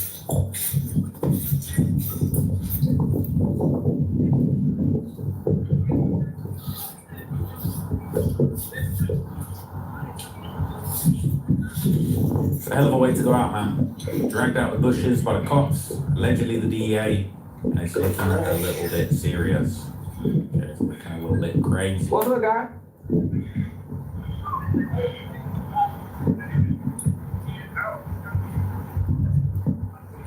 So look, the rumors after this was all going around was that B.O. Lil Kenny was actually being arrested for the murder of Big Jook. Now, there's been long-running rumors that he might have been involved in that murder, but actually, after this was all going around, to be fair, the YouTuber Byron Blake actually confirmed that this apparent reason for the arrest was false. It was him. But if you look at this charge sheet, you will see B.O. Kenny ain't got no murder charges. He don't got no, his bond is $10,000. His bond is $10,000, which I'm pretty sure he gonna post if he haven't already. Bro, you happen, are you finished or are you done? Really posted it. In the way Memphis and Shelby County get down, he might get released on his own recognizances, you know. So if it was a murder, and if it was a murder this high profile, he wouldn't be getting no bail. But, okay, let's not forget, this is definitely still in play.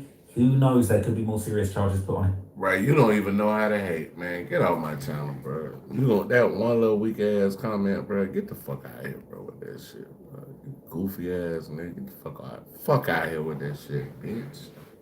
Stop playing with me, bro. Later, because there have been long-running rumors that B.O. Kenny was actually involved in the murder of Big Jook as a revenge killing for what happened to young Dolph, with the implication. Oh yeah, nah, I just got him up out of here, Coffee. That man on some goofy shit. Nah, if the dude typing 6'7", if he put us in the matrix, bro, keep typing it. That Yo Gotti had something to do with it via his brother, okay? So a lot of people think that this particular lyric actually kind of indicates that he might have had something to do with it, or at least was very happy with what happened, because Big Jook actually did get killed in front of his own mother, okay, after a funeral that both him and Yo Gotti attended. I ain't gonna lie though, sometimes this shit be going so fast, I can't even catch all the comments. Sometimes, but you know, we slow motion tonight. Okay, I need to be in a timeout, okay. And then B.O. Lil Kenny hops out saying things like this. And anything else? Anything else? Do I need to be on? It said there's spam in your chat. Oh, I already know. I know that shit don't mean nothing to me. I'm gonna call you on Instagram, and we gonna have a conversation about how this chat shit go, and the reason why I, I move the way I move when certain people come in the chat. Me and you gonna have a conversation. I'm gonna call you FaceTime. Ever misspelled a word and felt embarrassed, or stumbled over pronunciation, feeling a tad insecure? In front of his mama, they downed his brother. We come to get you like bounty hunters. He said we, not they. He said we, right? In front of his mama, they downed his brother. That's like, it's crazy, okay? We coming to get you like bounty hunters. When I stop this live, whenever I get off this live, I'm gonna call you. He's self-snitching like an MF. That's where I make more sense. Like OG more so be out the way. Dudes be hot as F. Man got released, ran it up, got the bag, bro. Gonna mess I'm gonna call you on Instagram. I'm gonna call you. you see already done took a chance on bruh liabilities, okay? They said bro just put $1 million on his own head, thinking going public with it is gonna back them off. That is crazy, okay? So people are saying they thought, you know, they're dissing Yo Gotti, all of that kind of stuff, okay? He is talking a little bit too much. Now, the Channel Family TV actually breaks down the origins of the Young Mob crew alongside its alleged foundational members, BEO Kenny and Stupid Duke. So this is a crew that have a lot of weight in Memphis, and basically they really was frontlining this shit for Young Dolph, and even after he passed. The Mob, Young Mob, also known by the feds as Young Mob Military or MOB, is a hybrid crew, a street and prison-based organization with members from Blood, Crips, GDs, and even more, all unified under the 8-ball flag. Many members trace their roots to Walker Home, a well-known neighborhood in Memphis. With talents like Well, it's an apartment. I swear to God, they just showed their apartment. It's an apartment right downtown Atlanta. That motherfucker look just like that shit. It's over there by the juvenile justice system. I used to work right down, well, like right next to it. I used to work at this gas station over there right next to it. But yeah, that apartment look just, they look identical. BEO Kenny and Stupid Duke on the streets. MAB enforce loyalty through violence and behind bars. According to the feds, they sparked yard wars with organizations like FVM, MAB, which was allegedly a part of their set. According to the feds, over turf, gang politics, and control. But to be honest, despite different backgrounds, MAB members put the MOB before all, even their own nation. And this loyalty will lead them to war with rivals and eventually the law. In the world of Memphis rap, it's only a few names that ring louder than Moneybagg Yo and OG Boo Dirty. Both artists with ties to the mob, as we mentioned, but the bond broke years ago when Moneybagg Yo had signed with Yo Gotti, a longtime enemy of OG Boo Dirty. In prison at the time was OG Boo Dirty's blood brother, Brian Stupid Duke Lockett, who took it personal. He dropped a diss track aimed at Moneybagg Yo, questioning his loyalty and accusing him of betraying his roots. Now, before I play. So clearly this beef gets deep, all right? And there's a lot of crews in Memphis that have had issues over the years and basically would have really wanted something bad to happen to Yo Gotti and them, as well as after what happened to Young Dolph, man. So basically during one interview, Stupid Duke would actually explain the street origin of his other name, Spooky Duke. Why they call you Spooky Duke? You gotta act the streets different. That shit get scary. I just stand on what I stand on. It's business. Like, you know I'm coming. I ain't telling when, but I'm coming. So this shit just spooky. The beef in the city, man, like, you think it'll ever end? Nah, this shit forever. I ain't gonna stop. It's up. When it's up, it's up. Man, I ain't gonna stop. We ain't doing it for the culture or none of this shit. It is what it is. We're gonna be doing heaven and hell, cell, jail, however. It's just up. It ain't never gonna stop. Did you ever let things go? Nah, I ain't let nothing go. You ain't let nothing go? I mean, I reach out, get whatever, it's just did for life. So sitting down with people, is that the question for you type shit? Yeah, we ain't sitting down. Ain't nothing to talk about. You know, if you're wrong, you're wrong. So that's just what it is. But these gangsters ain't trying to talk, and if you play with them, it gets spooky and scary indeed. All right, so you got to be careful. Now, in 2024, right around the start of the year, Lil Kenny did an interview where he would kind of break down his very close relationship with Young Dolph when he hopped up on the Off the Porch platform. I'm gonna tell you, this why I like the dog, bro. Because even though I had pending cases going on, I had a bad rep in the street. I had hey man, don't fuck with Lil Kenny, you know what I mean? Hey, he gonna do something crazy. But dog still, you know what I'm saying? Hey Lil Kenny, bro, you know I wanna mess with you, bro. You know I wanna bring you in, bro, you know what I'm saying? He like, bro, look, this is what we're gonna do right here. Woo, give me a rundown on it.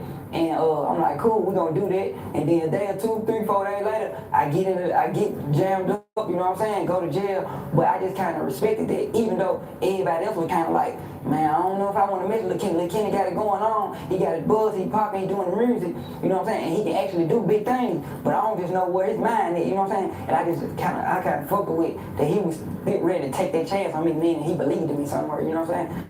So they had a relationship from way back, but what's really interesting is that it's actually believed that the beef between Yo Gotti and the Young Mob actually started way before Yo Gotti and Young Dolph actually started beefing. And you'll notice if you watch my full documentary that this all sparked off after a shootout between Yo Gotti and OG Boo Dirty. So this was an OG Boo Dirty. Oh, they got somebody called Stupid Duke. Somebody named OG Dirty.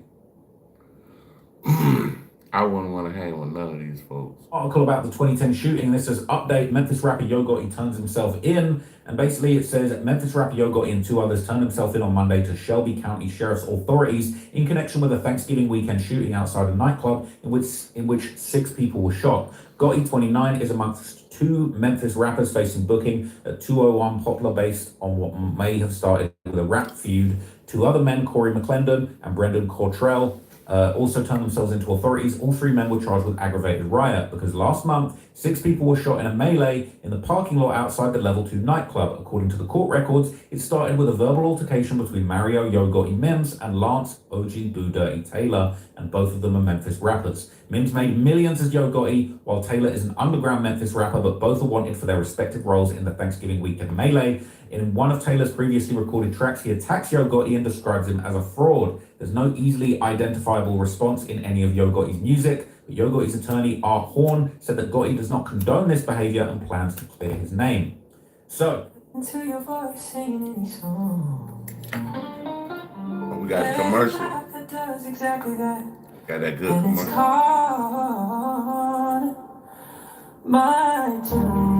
Hey, y'all put your lighters up. Put your lighters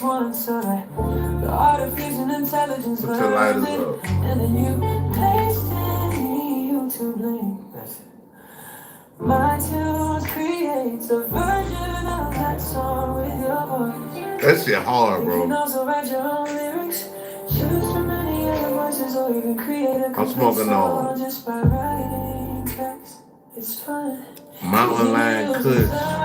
Listening to the sounds of the sound, man. Train your voice, create and be amazing.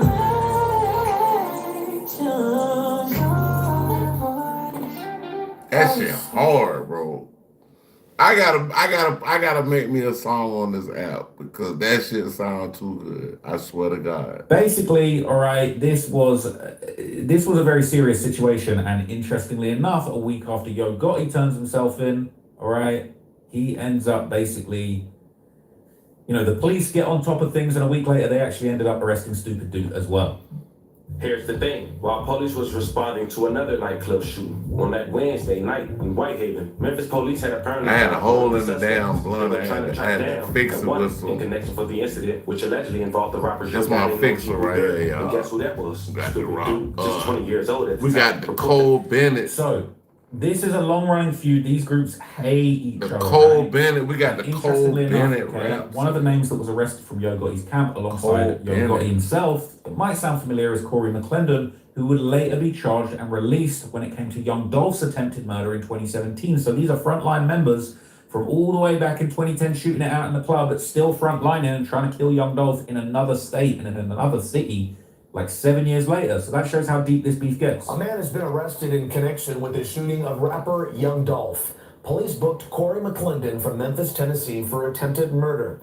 Young Dolph was shot multiple times Tuesday after getting into an argument with 3 men outside of a Hollywood hotel. The rapper remains in critical condition.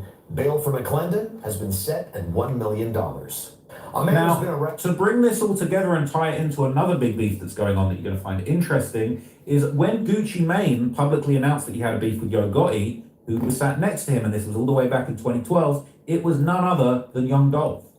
Yeah, you know what I'm saying? Like, No matter what. When y'all first came here, man, y'all Dolph right there.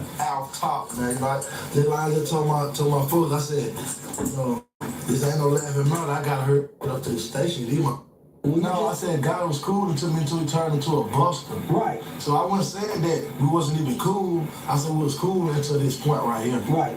But that's my point. So what actually happened at that point that you felt like it was My main problem with him was they dropped this mixtape on 1017 and try to like ride my way. You know what I'm saying? Like, Oh no, we get some kind of money. that's a commercial, but it's an app. You could type in, I guess, your song or whatever, or your words, and it'll sing for you. I haven't went on the actual app yet, but I think it's like almost like Sora. Sora, you gotta speak. You gotta show your face and things of that nature. Do like this, boom, boom, and then it'll replicate you. It'll replicate your voice, your face, all of that type of shit. But this app right here is mainly focused towards music and singing and things of that nature. So but that shit, I love that goddamn commercial, bro. Yeah. So I just felt like, for our artists to drop their mixtape on 10/17. You said who's singing? Singing. That's what I'm talking about. That what we was just listening to. You know what I'm saying? Which is my label. On the day that I drop all my labels drop their mixtape on 10/17. Why would you drop it if you ain't on 10/17? And when I call you as my partner, ask you why you did, you said, oh, I didn't know you were dropping the mixtape. Now the whole world gonna drop this mixtape. I'm promoting this mixtape. But me and you on top of World Star, you would freestyle and me with a video. But you say you unaware that this mixtape gonna come. I got a blog that says come out 10/17. So it just made me lose a lot of respect for him instantly. So Gucci Mane hates Yo Gotti as a result of this. You talking about the dude that was just saying? That was a if you listen to the words, go back and listen to the words. That's an AI app, bro. Like that shit sound good as fuck though. I swear to God, that shit sound like Young Dolph was sat right next to him, but unfortunately the beef between Young Dolph and Yo Gotti ended up being fatal. Young Dolph ended up losing his life just under this is 9 years after this interview. It all comes to a head and Dolph loses his life. But what's interesting is that in January of 2022, I don't know about that, bro. Only about 2-3 months after Young Dolph's murder, Stupid Duke is released from prison, and he is also targeted in a shooting. And basically, a member of KS. Bro, I would never hang with a nigga named Stupid Duke. You can never get me to fuck with a nigga named Stupid Duke. My dad taught me when I was a little girl that God's phone number was Jeremiah 33:3. It says this. What up? What up? And I will There y'all go with that LeBron James. And mighty things that you do not know. God gave us He's a member of the crew KSBG that's affiliated with Moneybagg Yo's artist Big 30. He ends up getting killed. Okay, and so that was just a few months after Dolph's murder. Now, I ain't heard it. Put the link in the chat. A rising Memphis rapper affiliated with KSBG, according to the feds, which allegedly stands for Kickback Gang, has signed to Moneybagg Yo, but then we can have a fallout with him. Why y'all keep calling me LeBron James? LeBron James, LeBron James, LeBron James, LeBron James, LeBron James. To go between the streets, politics, and industry loyalty. What started as rap beef turns into real bloodshed. And this new, recently unsealed federal indictment, just 48 hours ago prior to me doing this video, it was confirmed that not long after the diss record, when Stupid Duke was released from jail, he was allegedly shot with documents pointing fingers at someone from KSBG, the crew affiliated with CEO 30, which led to a full-blown war. Because in the streets of Memphis, retaliation isn't optional, it's a protocol. But according to this recent indictment, retaliation will come January 28, 2022. Big Newski, a 26-year-old with ties to Moneybagg Yo and CEO 30. He was gunned down at the New Horizon River Apartments. He was shot multiple times and died on the scene. May he rest in peace and loving condolences to his family. Rumors spread it quick that it was payback for Duke's shooting, triggering a bloody chain reaction. Hours later, after the news had confirmed that Big Newski had lost his life, Stupid Duke had went live and said this. Bro, I got no game, man. Get the ring, man. Hey, bro, I got no game, man. When I get 5-6 times trying to come on me. Go look at it, bro. Like when I get 7 times, bro, nigga. Hey, when I go, I got the hitters in the throat with me. But you talking about somebody broke, bro. It look like you ain't even brushed your teeth this morning. LeBron James, LeBron James, LeBron James. Boy, you talking about somebody broke. Boy, you look like you need to goddamn get you some dental work done. Somebody broke. Kids come to school looking bad. Look like someone about to kids come to school looking. So these guys are going back and forth, right? It's getting deadly. It's becoming a big problem. And, you know, there's real steppers, real hitters putting in work.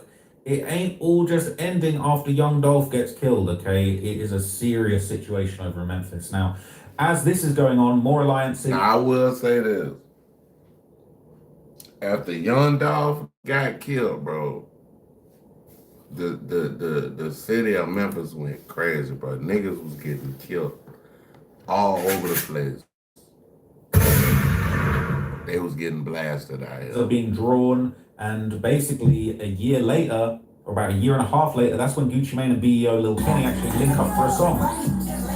So they link up and do a collab. They're shooting a video in their hood, you know, showcasing what's going on. Gucci Mane really tapped in with Memphis. He's basically a Memphis gangster at this point. But when Yo Gotti's brother Big Juk gets killed, that's when BEO Lil Kenny pops out with that diss song, all right? And I showed you this earlier, and this really blew a lot of people's minds, and it got people thinking maybe he had something to do with what was going on. But let me see if I can find after this, alleged paperwork would come out that would claim, this is just claims that are circulating out there online, that Moneybagg Yo had actually snitched on Stupid Duke about the 2022 murder of KSBG Newski. So let's see what was said about that. Mario White, a quick Google search and see who that is, bro. The Mario White, of course, is Moneybagg Yo. Now, in the paperwork, there is a person who is giving information referred to as DW. Now, I'm going to read this paperwork for you guys. This investigation was initiated in response to a series of homicides and aggravated assaults that arose from a long-standing dispute between Lackland and a person known to investigators and identified herein by initials DW, the founder and owner of a music label. Oh yeah, I can't play that. What label does Moneybagg? It's copyrighted. I can't play that, but cool, appreciate it. It's at the end of the song. I just seen it though. I'm looking at it right now. Masego said it came out 3 months ago. Well, let me see how many views it got. Oh, it got 3 million views. It got a little bit of traction on it. You made a little what? 3 million. You made about 12 grand off that. And the label that he founded or whatever, man. Come on now, bread gang. But hold on, let me keep going. The animosity between Lackland and DW escalated while Lackland was I'm gonna check it out. I can't check it out online though, but I did see it. I just looked it up. On April 21st, 2021, Lackland publicly criticized and disrespected DW on various social media platforms and music videos. Now, of course, we all remember, man, when Stupid Duke first came home, bro, he dropped a big homie G diss, a Moneybagg Yo diss, and a couple of more guys did. But he was mainly sending shots at Moneybagg Yo at the gate, man. We all remember this. The Queen of Lackland was shot in front of Magic Barbershop, reportedly by members of Knock S Pack Gang or KSBG, a criminal gang closely affiliated with DW. Man, DW is the Mario White, man. Stop the foolishness, bro. We all know who Moneybagg Yo is. Good night, baby. I was gonna I'm gonna call you. I'll call you tomorrow and I'll let you know about that. I'll call you tomorrow and I'll let you know about the you know how I be moving on YouTube. I'll let you know what's going on. Like, I don't really want to say it because I give it away. I ain't trying to get them no, you know. And it's crazy that these guys have night, though, baby. Good night. All this information from this one person, quote unquote DW, and when. So look, that's the allegations. I'm not necessarily confirming that. I don't know for sure if that's how it went down. But what I do know, okay, is that just Memphis is a chaotic mess right now. I'm not trying to be there. I'm not trying to be around it. I'm not trying to be part of it. It is absolutely dire out there, okay? Whether or not we're going to... Have you a good night. Y'all check out Trap More Raws. We're about to go try to find maybe one or two more. Oh, we'll go to self-talk. So we're going to self-talk, y'all. It'll be more about the Corey Holcomb stuff and things of that nature. Y'all check out Self-Talk channel. It's all together Self-Talk. I've been watching them for years. I found out about them through Kwame Brown. Y'all go check out Kwame Brown Bus Life channel. Check out all his channels. Hey, y'all go check out Ticket TV. All them boys. Hey, I fuck with all of them, man. I fuck with all of them. Y'all check out Kwame Brown, funny as hell, bro. Kwame Brown, but he's knowledgeable too. Self-talk. See, I like people that can make you laugh, but they're still educated. They're knowledgeable. I don't like nobody to just go make a fool of themselves and I ain't gonna learn shit out of it.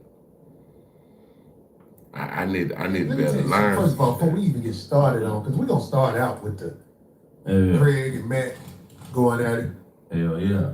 I just want to let you YouTube niggas who put up a mother post about this. You use your They face. got you all over Get the my face in for clickbait ass nigga. Yeah. What is this name?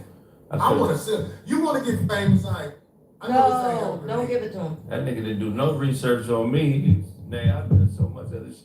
They just want to put your picture up and say something stupid up under it. Right. You're not a man, homie. You're not a man. So self-talk basically talking about, I guess they call him out on the whole situation with, you know, the Anton Daniels and Corey Holcomb, and you know. So let's just see what they talking about. See what they got to say about this. You a clickbait. You a clickbait bitch. The video you're about to watch in self-talk YouTube channel. But self-talk, that my nigga. I fuck with self-talk. Self-talk, he good folk. I fuck with him. Yo, what's good, YouTube? In today's video, I gotta talk about Craig Facts and Corey Holcomb, man. So, you know, they called me out some months ago, and since Corey Holcomb is currently going viral with this Anton Daniels situation. Dancing and kissing Caucasian males' ass. But I don't. Don't do that in front of me because I'm not an ass kisser of nobody. Yes, you are. You suck the white people right now. You doing it easy. What you do, let me tell you what you do. Nah, See, ain't homie, nobody let me tell you something, homie. I don't tell you. I don't suck. Tell you Yeah, I don't you do. suck. You do. So fix You doing that. it right now. What the hell? Because you ain't gonna do it. Because you're not gonna do it. Me with that Shit. subject again, nigga. You're not gonna come to me with. See, I'm sick again, nigga. We know all that right now. Okay, we know all that right now. I'm waiting. I bet you won't say that. We know all that right now. I figured, man, you know, this is just something I should just put out, get it out there, man, just get it out the way, because this is something I was supposed to cover some months ago, but, you know, life goes on, and it's not a situation I was trying to clout chase or, you know, like how they was trying to put a narrative on me, you know, like how Craig Fack was saying Anton Daniels is painting a narrative. Yeah, I remember you. Stuff I remember like that, you. but this is how they was trying to paint the narrative on my YouTube channel, like I had an issue with them or anything like that, and how even Craig Facts, you heard him in the video, like, oh yeah, I done other stuff. And I remember you. I remember made you. it seem like I was using Craig Facts' name, and like the way that they called me out on that live show, it made it seem like my video was just completely false, like I just made some stuff up, and the What video up? What just up? didn't Hey, have love you anything too, to do man. with Craig. And Love you too, man. You know what I'm saying? Applause. Thank you for a great comment. Thank you, bro. Number love. Appreciate you. I don't know, you know, it was just weird how they was like painting a picture, like even Craig Facts. Hey, I didn't. This whole pause, no did all that, bro. Y'all ain't, bro. I said pause a couple times just joking and shit, but bro, that shit, man, y'all don't even worry about that pause and all this goofy Craig ass would even say anything because I didn't even say anything negative about Craig Facts. So let me play a little bit of the video I did months ago about Craig Facts and Matt Barnes, Steven Jackson. When they had got into it, they tried to call out Craig Facts and try to punk him and stuff like that. And Craig Facts stood 10 toes. He stood on business, and I had covered the video. So let me. I got pause, nigga. I put the pause on your ass. I got pause. Nah, you good, bro. No, bro, don't take it like that, bro. We all, hey, bro, we just in here chilling, vibing, bringing views to the table, breaking shit down. That's it, bro. Like, it ain't no hate over here, bro. Like, everything good, man. Play a little bit of that video, and then I'll come back with some more commentary. So today's video, I want to highlight Steven Jackson and Matt Barnes getting into a little online altercation with Corey Holcomb's 5150 show co-host. I'm pretty sure a lot of you guys know Craig Smith. He's a comedian over there. He's definitely one that's raw and unfiltered, man. If you watch the Corey Holcomb 5150 show, I'm pretty sure a lot of you know what I'm talking about, right? Like, I just found out about this Craig dude after the whole Anton Daniels thing. Like, I didn't really know nothing about him. The main person I knew about on Corey Holcomb's show was Alonzo, because Alonzo had a bout. It wasn't a bout. It was a beating that he had on. He had a beating on Corey Holcomb's show. That's the only reason I know about it. Yeah, I know Corey Holcomb. I know him like a lot. I watch his content, but the people around him, the only person that I knew around him was LeBron or Jordan. LeBron, bro. I mean, no, hell no. My bad. Well, I fucked up bad there, dog. Michael Jeffrey Jordan. Stop playing with me any day. I'm talking about any DJ. Give you a quick rundown. Craig Smith is well known for being on All Def's show, Roast Me, being named Roast King for his quick and humorous roast, said by the members of the show. Besides the Roast Me show, he has also appeared on other series such as Bad News and one of All Def's secondary channels, All Def Stand Up. He uploads a series titled Craig Facts Podcast, where he discusses real life topics. He also uploads small roast videos and vlogs. So yeah, man, he got the title called Roast King. And yeah, you know, I can't show those videos, but they're out there if you guys want to go search it up and look up Craig Facts Roast. So that's why they say, you know, listening is fundamental, because in the video I said, if you guys don't know who Craig Facts is, let me give you guys a quick rundown of who he is. A quick rundown. That's not about what he's done recently, what he's done his entire career. A quick rundown for what he is mostly known for. And what did I did to get that research? I Googled it. And what popped up was the stuff that I mentioned, like what he was mostly known for, right? So that's what I did and used in that video, because it was just to give a quick rundown of who Craig Facts is. And yeah, and I even highlighted his podcast, said that he does his podcast, Craig Facts, once a week and stuff like that. So right there, that is inherently a promotion. So the podcast got promoted to a video that went viral to over 400,000 views that you possibly have that's gonna tune in to your next show and see if you talk about the Matt Barnes and Steven Jackson situation, which he obviously did on his podcast as well. So for them to sit there and say like, oh, like I'm trying to make something, when they sat there, they had a whole entire show about, you know, Matt Barnes and Steven Jackson calling him out, and then also Craig Facts, he had responded to it as well on his YouTube channels and stuff like that. So it's like, why can't we YouTubers cover it? Everybody's going to talk about it. You know, y'all are celebrities in our eyes. So, you know, people's going to cover it and post it. And I wasn't even the first person to post about it. I caught on to the situation late. And I even gave the shout out to the person who originally covered it. I even put their video into it, like the screenshot as you guys can see right here. And I even shouted out their channel. Let's check out this clip right here. Salute to the Gems channel, man. I saw his video. Got pushed out to the algorithm, man. Salute. I have that channel linked down below, because without his video, I wouldn't have had did this video, put my stuff together, and yeah, man. So salute to that channel, man. I don't know, maybe they don't understand YouTube keyword tools and keyword analytics.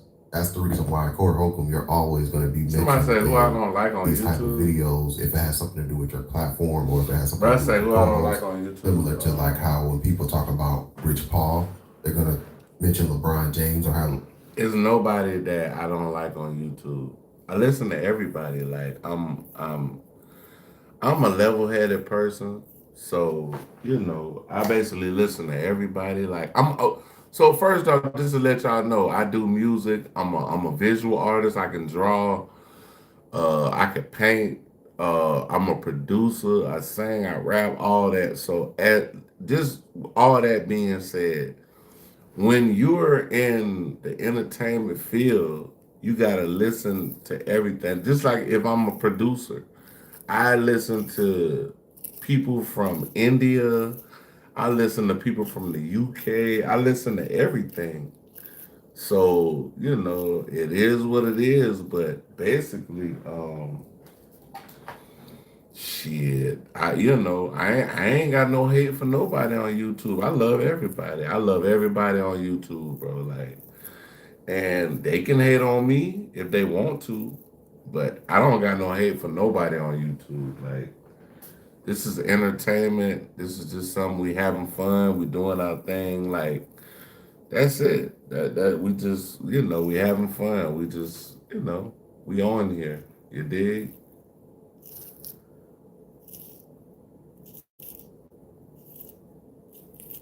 Yeah, I ain't got nothing against nobody on no YouTube, bro. I mean, I don't even know these folks. So like that's like me getting up here talking about I'm talking shit about what a boy named Casanat. Like I don't know Casanat. I don't I would never hear him. Sneeko. I heard of Sneeko, but I don't know who that is. Like I heard his name, but I don't know who that is, bro. I ain't even that deep into YouTube to know who the fuck is Sneeko. Sneeko? Sneeko? That nigga Sneeko sound like he'll sneak around and fuck your girl. I don't know Sneeko.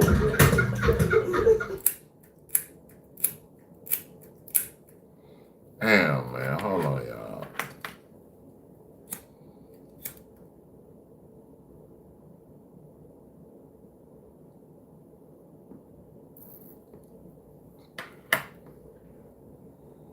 That nigga Sneeko sound like he'll sneak around and he gonna sneak around and steal all of your sneakers around here. Sneeko, like, damn, you gonna steal my sneakers?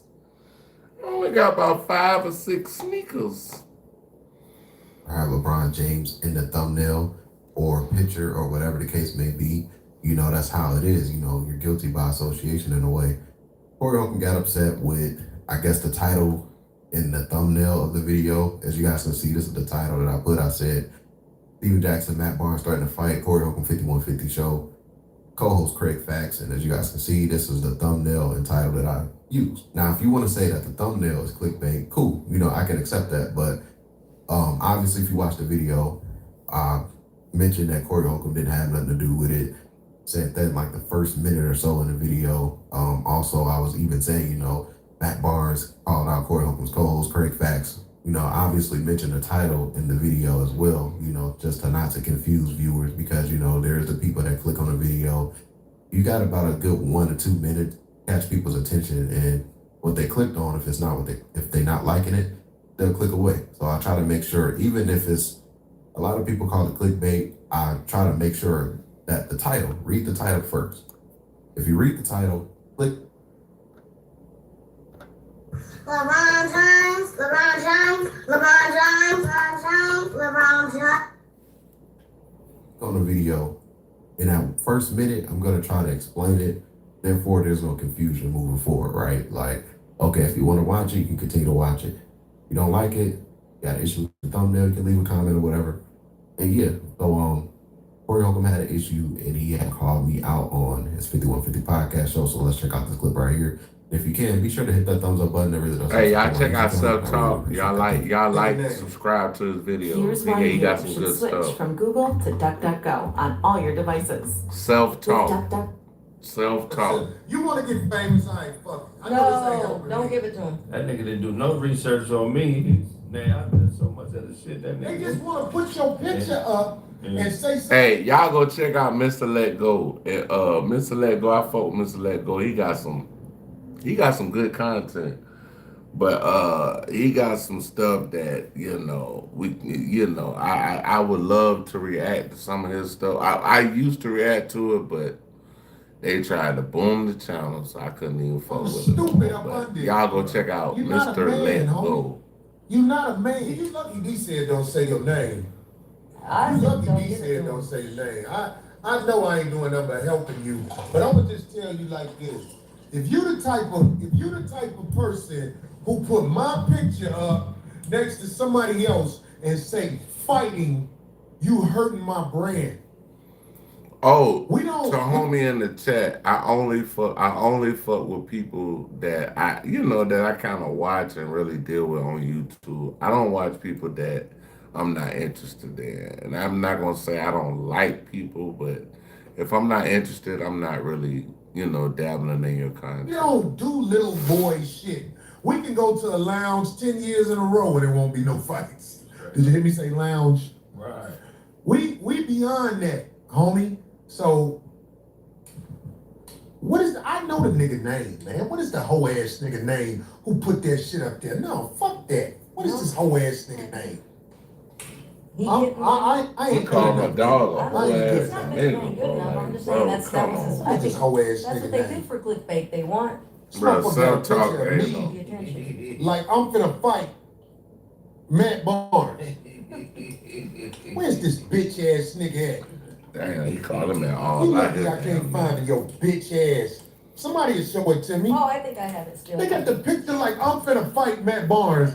And I just found out about your shit and called Craig. What I call you, Sunday or something? Yeah. Man, it's some bitch ass. There it is. Free Leo MH. Self-talk hoe ass. Sound like a female. Like a dick in the booty Atlanta month. Boy, you lucky some kids just walked in, boy. Let me cool out. Hey, good people. How y'all doing? Hey, let me tell you something, homie. That's not respectable what you doing on that clickbait nonsense. I done had issues with some of these desperate for attention guys. The one dude from the GBS show, Gang of Bullshit show, GBS show. I remember the nigga was having problems talking shit about me, so I called the nigga. And I try to squash the shit to see what is your problem with me? This nigga recorded the phone call and remixed the phone call. Oh, wow. Oh, that's Corey Holcomb calling me out, man.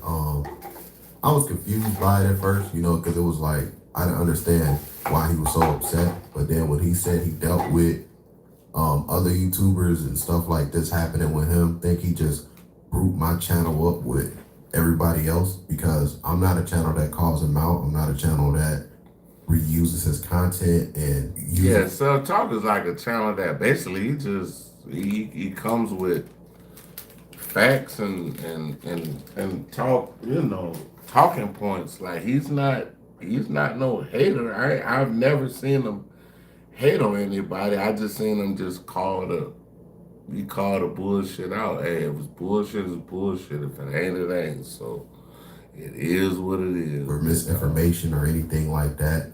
I have covered Corey Holcomb on my YouTube channel. He's not somebody I cover frequently as far as recently over the past couple of years. When Shannon Sharp was at Fox Sports, I used to cover Corey Holcomb's content. But still, that wasn't like an often thing. It was like maybe it was every time, maybe he would go viral if he was calling out Shannon Sharp or something like that, because I used to cover Shannon Sharp a lot on my channel as well. When Shannon Sharp used to work at, Fox Sports and then ESPN, because that's kind of my channel niche. So if it fits in my niche, I'll cover it. But other than that, I'm not like one of these other YouTube channels that just constantly cover Corey Holcomb's content and stuff like that, man. There's a lot of channels out there like that. So I think he kind of got my channel confused and grouped it up with everybody else. But yeah, he had an issue with the thumbnail. That could have been a simple email or comment on the video. Hey, can you remove my picture from this? It would have got taken down, simple as that. Simple as that, man. Again, no issue my way. Same with Craig Facts, no issue with him. I have no issue with that. That's how they felt. And that's how I look at things, man. People have their feelings, man. If they feel a certain way, even if they call me out or whatever the case may be, these people are entitled to do that. Everybody's entitled to react to how they feel. And so one thing I like about the way that self-talk basically talked about this or whatever, he was very respectful. I mean, he didn't call the man out his name, even though Corey Holcomb called him out his name, he remained. I look at it like this, man. Cooler heads will prevail, bro. So maybe one day we might see self-talk on the Corey Holcomb show. Hopefully we can make that happen, but I don't even know if he want to go on the man's show. But I'm just saying, I like the way he handled it, dignity, respect, things of that nature. So many people out here that's well and ready to crash out, just do whatever to be seen on YouTube or make a name for themselves. And at the end of the day, bro, it ain't worth it, bro. Just when what Obama said, one of Obama saying I like would say, he said, when they go low, you go high. So yeah, we going high. I'm so fly high. I'm balling. Yeah, other than that, I keep it pushing, bro. Like, let's go back and look after the video when I made that video and what I covered afterwards. You know, it's like I'm not sitting here trying to wait for their responses or wait for them to do this and do this and do that and call them out. And like, I didn't even rush to make this video. It took 5 months to make this. It's something I even forgot about because I'm not sitting here trying to have an issue with them or clout chase off them. Like the way that they was painting it, like I said, man, I'm thinking they got me confused with somebody else because it seemed like they was painting me out to be somebody that already had an issue with them, and yeah, I'm gonna give you the attention that you wanted. And it's like, whoa, like, what are you talking about? He was putting a narrative out like I was poking a bear and I finally got his attention, but you know, that's not the case my way. Hardly really covered Corey Holcomb like that. As far as recently, like I said, I used to. Even then, when I did, it wasn't to call him out. It was in support and inherently a promotion. Like I was saying, I sit here, I cover the topics, I let y'all know where I got it from, link the video, like, yo, this is where I got it from. Corey Holcomb called out Shannon Sharp. Y'all go check out the live.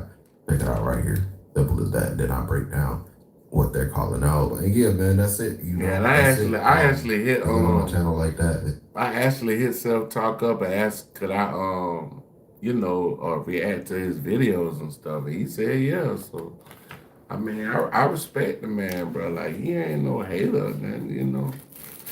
Shit, if you reach out to a YouTube creator and they be like, okay, you can react to my videos, and they already pretty much knowing you ain't gonna be hating on them, because who the hell gonna ask to react to a video and then I'ma hate on you on top of that? Not many. Most of these motherfuckers, if they gonna hate on you, they gonna clip your video up and have you looking like it's a shit show in here. But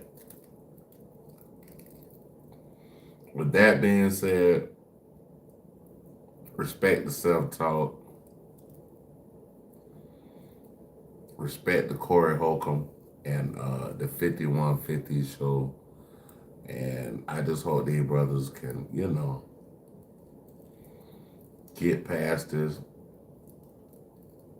If not, guess what? Oh well. It's inherently a promotion, bro. Other channels, they give their opinions and stuff like that.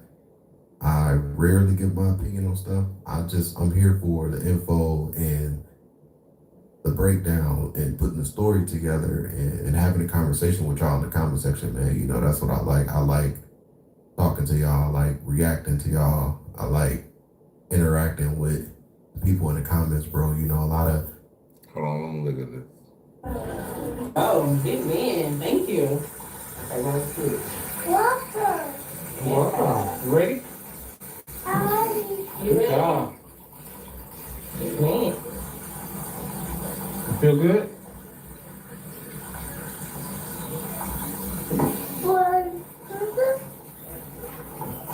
I'll lay back. There you go. Good job. Yeah, there you go. Good job. There you go. There you go. Yes, you're great. And you got long hair. Right. You clean. Good job. Clean. Good job, buddy. There you go. Hey, we got whatever you want. Clean. Clean. Yes, very clean. Long hair. Oh. Let me see. Wow. Look at your hair. Yeah.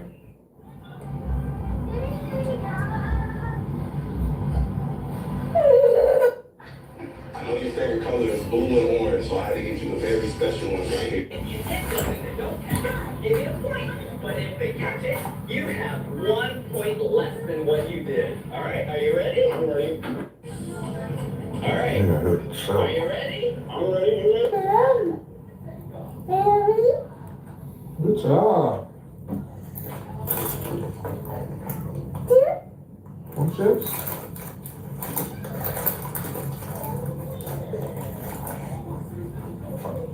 This hair look nice though. She did a good job on that. Show it to Brother Bear. Brother Beaver. She did a good job on little man hair. Clean. Hey. That's funny. And I don't know why I like watching these damn cooking videos. They be cooking turtles, snakes, eels, all. I just love to watch these folk cooking shit. I'm sorry, y'all. My bad. Let me see.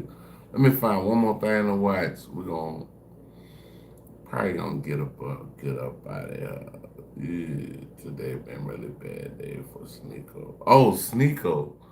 Oh, so this a video about Sneeko. Hold on, let me see what the hell is going on right here.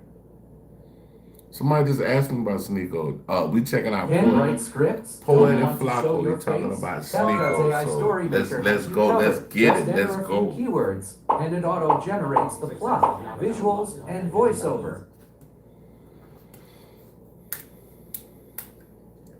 Sneeko is having a very bad day after all his friends betrayed him and threw him under the bus. We'll get back to the video shortly, but I wanted to let you guys know this video is being sponsored by Kalshi. If you want to get paid by... Sneeko learned a hard lesson last night that a lot of black people just innately know. We are born just knowing this, and that's you can't trust the white supremacists. They're loyal to nobody but themselves. So Sneeko and Myron are the only two black guys in his friend group of white supremacists. Nick Fuentes, white supremacist. Clap, white supremacist. Justin Waller, white supremacist. Now, Andrew Tate and Tristan Tate are the only controversial white supremacists. I'm not willing to die on the hill. In my opinion, Andrew and Tristan are white supremacists. They say the N-word with the hard R more than any racist I know. But while on this boys' night out, a clip goes viral of them listening to a song that really pissed off the Jewish community. Everybody is having a good time. I don't see not one person who appears to be uncomfortable. Now, some people's hearts is in it more than others. Myron's heart is 100% in it. Myron is going over, but Myron is throwing up a salute. Myron is really feeling it in his spirit. Sneeko don't really look like his heart is in it completely. What makes you laugh can make you cry. Because all of a sudden, they was having a good time, but nobody is having a good time anymore once they went online and seen the reaction to that little clip. The mayor of Miami Beach responded back, right? Pretty much just like going off on why, being a Nazi ain't funny, condemning and disavowing their particular actions. Now he says Miami Beach is a welcoming, inclusive city built by people of all backgrounds and faith. But these influencers who spread hate should never have been welcomed into this club or allowed to play a song with how-you-know-who lyrics that has been universally condemned. I have and will continue to fight against hate speech, against any group. Anti-Semitism, hate speech, or a normalization of extremist ideology has no place in our Miami Beach community, our nightlife, or any public setting. Once the mayor spoke up, everything began to crumble. You had the nightclub they went into, who gave them VIP treatment, who also played the song as well. I'm assuming at their request, that nightclub came out, disavowed them, disassociated from them, and actually banned them from coming back to that club. And not just that nightclub, other clubs on Miami Beach banned them from coming back. So they were getting a lot of backlash, and it felt like, things were moving swiftly. Andrew Tate, who has gone through similar cancellation at a much larger scale, understood what was coming next. He understood it starts off small, it starts off local, and then it quickly expands, especially when the noise is this big. So Andrew began to quickly get ahead of the story, began to call his friends in Miami, friends from the Jewish community, and began to explain himself. Even got up early in the morning to go on Patrick Bet-David to fully explain that he had nothing to do with this. On top of condemning and disavowing the song, which you should, because anti-Semitism is not cool, right? Like saluting Hitler is not cool. He's not a good guy. He's a terrible human being. So on top of disavowing, Andrew Tate began to throw Sneeko under the bus. See, the bad guys need somebody to chew up. If you claim that, hey, I'm on your team, I had nothing to do with it, well, then tell us who did, who played the song. So Andrew and his brother, we will learn during this interview with Patrick Bet-David that Andrew, his brother, and Justin Waller, they were actually, They were actually on the phone Sound like the that hour threw they Sneeko got up back under to the the club bus. doing damage control, throwing Sneeko under the bus. Oh, And I got a call that's why. from Yeah, you already not know one what it person, is. not everybody. Yeah. Your brother, you're texting me, Justin Waller, the club owners, the DJ, everyone, the bathroom attendant. like the bathroom attendant, I tip him good, he calls me. Who's Cuban, but They're not all kids. We know Myron's almost 40. Yeah. You're almost 40. Yeah. Tristan's 35. Yeah. This ain't kid stuff. So, what I think is I actually believe you. You think I'm gonna wait for 5 years of working with you, friendship with you, to throw you under the bus last minute? That's not how we roll.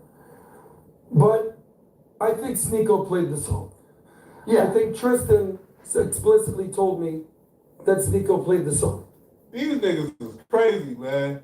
This is premeditated telling. Yo, they was writing you out with no pressure. These ain't the niggas to do crime with, man, at all. Can you imagine being Sneeko, man, waking up and finding out that your homies was on the phone in the middle of the night before, bro, again, before Backlash was even coming. They was on the phone in the middle of the night telling on you, giving up your name with no pressure. Nobody interrogated them that was giving up your name, bro. I think when you sort of diffuse the situation, they're kids being kids. Myron, who, you know how much time we've spent with Myron. Yep. This. I'm trying to figure out what song is this. Well, Myron's not a kid. He's a really good friend of mine. I agree. And Myron's not a kid. You're right. I don't know if Sneeko played the song. Sneeko played the song. I'm telling you from my perspective, and I don't want to make it something. But how do you feel about that? Because let me ask you a specific question. Sure. Do you know how much time I spent with your brother, Justin Waller, at 9 o'clock on Sunday? I left at 3 in the morning. Serious conversations, laughs. Of course, we're having Blue Label. Yeah. And Tristan, in my perspective, is like, dude, I'm done with these people. That's my perspective. I'm trying to figure out what song this is. I just heard about Sneekio today. I heard about him before, but I never watched his content. But I'm just trying to figure out who the hell is Sneekio and what song were they playing that had a mayor put a post up. I'll let him speak for himself. Yo, these niggas is diabolical, man. Yo, these dudes, these dudes are crazy, man. Yo, they pulled up at 9 a.m. to politic on you, man. They pulled up at 9 a.m. to throw you to throw you under the bus after that, man. Yo, they telling Buddy here, oh yeah, that dude Sneeko, that dude Myron, oh yeah, those are anti-Semites. Oh, I would never hang out with them again. Oh, I'm done with them. How dare they play that song? Yo, Tristan Tate even went as far as telling them folks he looked traumatized. It was a traumatic experience. But then when you cut and transition to exactly what happened that night, it don't align with the story because Tristan is having a ball. I hit the When I light watched the button. video with you and Ben, Tristan looks extremely uncomfortable.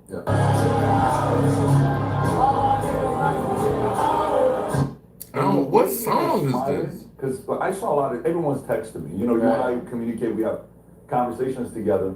You looked extremely uncomfortable as well. How you look uncomfortable and you smile and you cheesy? You won't believe what. You didn't look uncomfortable. They're so full of it. None of them was uncomfortable. None of them You was like you uncomfortable. was smiling bro. like a Andrew Tate cheesy was having like a ball. a chessy He cat. was encouraging the behavior. Tristan was having a blast. They were loving it. This is them doing damage control. But yo, the bad part about this too, bruh, Sneeko don't have the protection they have. They're much wealthier than Sneeko. They have much greater connections than Sneeko. So they can call into their powerful friends who got, like connects to the mayor and other people, and they can do damage control. And like they can clarify it up. But they're doing so at the expense of Sneeko. It's like, hey, let's just take the poorest person in our friend group and let's just throw the peasant under the bus and we can sacrifice him and it won't matter. But he told me a story about your grandfather. Yep. who served in World War II, yes? Yes. The American. Yeah. What would your grandfather say about that? A neo-Nazi symbol who fought the Nazis. Yeah, I understand. And we have to be very, very careful. I understand exactly what you're saying. I agree that that is offensive to many people. I totally understand it. And I'm not here to get myself. It's offensive to Americans. Well, yes. Forget about just Jews. American lives died fighting Nazis. That's true. That's true. Your grandfather's friends died fighting Nazis. That, to me, Jews or not Jews, Americans went to war against Nazis. This is an American thing. I'd wear an American flag pin, not an Israeli flag pin, not a global flag pin, certainly not an LGBT flag. Somebody just asked me about Sneaky O and my the real D. He got more heart than 10 of them put together. I don't know about. I gotta check them out. You know what I'm saying? I gotta check Sneaky O out, bro. But You wanna argue? I can't argue with you. You mad? Explain the remix. I can't argue with you. No. Look at you. Look at you. You mad? Look at you. You big man. I'm happy. Leave me alone. I'm happy. Leave me alone. let go. American flag pin. Yep. My grandfather fought in World War II. Yep. So to me, this is anti-American. And I'm cool with Myron. I used to be cool with Myron. But how am I going to hang out with that? How are you going to hang out with that? I've known Myron for a very long time. He's been a great friend of mine. And I have to make this very clear to the world. I have a whole bunch of friends who do a whole bunch of shit that perhaps I would not do myself, or I may not 100% agree with. But that doesn't mean they're not my friends, and I don't speak to them. Bro, I have to be honest here, guys. I'm really not trying to do some big apology tour. And the reason for that is because I really didn't do anything wrong. So I want to make this clear. I understand why some people were offended. I understand they want to attach it to my name. What song? Okay, hey, if you still in here, man, put a 1M, MK something. If you still in here, bro, what song did they play that was? I'm trying to figure out the song that they talking about. I got on a bus. Full-grown men made decisions while I sat on my phone. I then got off the bus and stood in the nightclub while other people played songs while I sat on my phone. If they want to crucify me for that, that's up to them. Myron made the Nazi salute because he thought it was funny. That's Myron to come here and defend. Of course. It's not for me to sit here and come here and defend. So Myron made a Nazi salute. Myron, you're a clown. No, and I respect and I like. Even if he did something that offended me, even if I found that offensive, I would still say, oh, okay, well, you're I like a clown, bro. I have a whole bunch of friends who do a whole bunch of things that I don't like. I have black friends, white friends. I don't condone hating on any community. I don't care if it's, don't hate on any community. I don't care who it is. And I'm just gonna leave it at that. I'm not gonna specify, but we're just gonna leave it at that. We have the most racist group chat in the world. This is the world I live in, right? And I think that the reason the anti-Semitism issue is so sensitive is one, because of the prevalence, especially online, and I'm not gonna lie, I see it everywhere myself. I'm not even Jewish. It must be scary to see it absolutely everywhere online. The reason for that, I've just given you my theory as to why. That's the first reason. Mm-hmm. Second thing, of course, was World War II and defending Jews. Of course, I understand that completely. But then thirdly, and I'd like to have an actual open and honest conversation about this. Don't we think, and I actually want your opinions, the fact that a song came on and the reaction has been so fierce and so, not aggressive, but it's so clear that songs like this can't be played without meeting genuine power in the world. Don't you think, to somebody who is completely detached from this situation, somebody at home who has nothing to do with this situation, watches it and sits and goes, see? They are in charge of everything. Bro, do you forget that you created the Matrix and how you was dog whistling that the Matrix were the Semitic people? Like you created that narrative. Now, when I talked to Sneeko earlier, man, what I told Sneeko was, bro, you got a lot of potential. You got a lot of potential. These people are not your friends. Get away from them. Stay on your purpose. To me, there's no reason why Sneeko isn't making films right now with the biggest filmmakers in the world. He's that talented. There's no reason why Sneeko right now isn't on Fox News as a correspondent. He's that talented. Really, do you see the combination of somebody who's a really great orator and an extremely world-class editor? You don't see that combination often. That's Sneeko. It's sincere, baby. You wanna live in style. Luxury watch on your wrist. You see. What was that? They show, bro. Yo, don't really rock with them. And, if I'm Sneeko, bro, I'm staying on my purpose. I'm doing my content, bro. I'm not trying to get banned, man. Because this right here could get Sneeko banned again on YouTube. Because Andrew Tate is doing a world tour, throwing him under the bus and making it seem that Sneeko was the one who played the song. Now, Sneeko reacted. And who you saying the GOAT NBA player? Me? Put one in the chat. And he's not too happy with Andrew Tate throwing him under the bus. Like he made it known, man. Like right now, Sneeko is priding himself on not folding, being one of the only ones in a situation outside of Myron who didn't fold, who didn't make. That man tried to say I look like Bill Russell.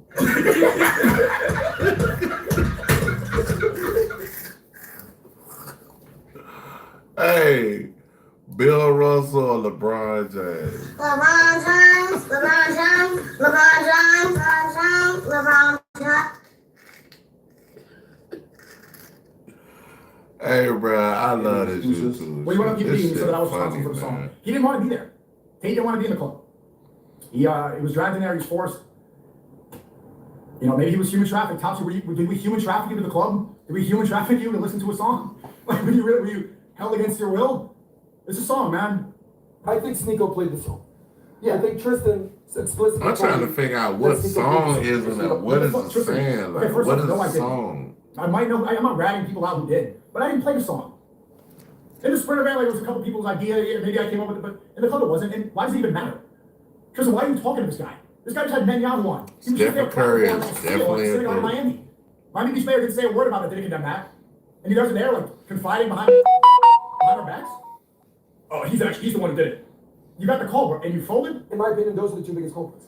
Sneeko and Myron. Then, okay, the two biggest. What are you, the fucking principal? What is this? Are you my teacher? Then who are you? You're the sidekick on PBD's podcast? This needs punishment. This is the culprit, and these were the most guilty students in detention. We're in the club hanging out with a grown-up man. Yeah, I can listen to a song. No, this was naughty. Isn't this a conservative podcast? These people talk about the leftists and libtards all the time. This is the culprit. And playing the song? Yeah, I hit the like button, man, if y'all can from the even though he put the song on, I just don't think. I get it. He's lying right now. I don't know where he got that, but what I think he's doing, I think Tate is strategically, I think he got scared. I think he doesn't want to face more pressure. He wants to spend more time in America. I think he folded. He went against it completely. He said double down, and maybe I'm the easiest target of the people on the bus. Nah, that's a cold game, bro. Nah, that's cold, bro. Justin Waller, Tristan, and Andrew conspired and colluded to throw Sneeko under the bus, and they all have the same story. Yo, bro, that's not cool, bro.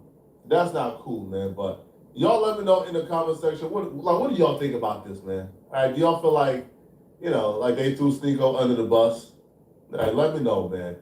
Hey, y'all check out Puerto Flaco, but let me see, hold on. David caught on camera lurking outside schools. This probably gonna be the last one I'll do, y'all. This is gonna be the last one. I'm about to go to sleep again. I gotta get up early.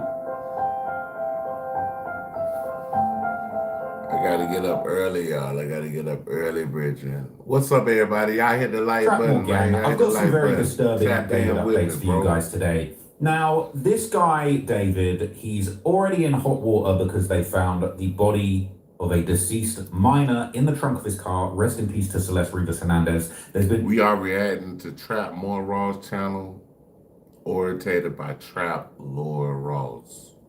Y'all go check the boy out. He got the breakdown.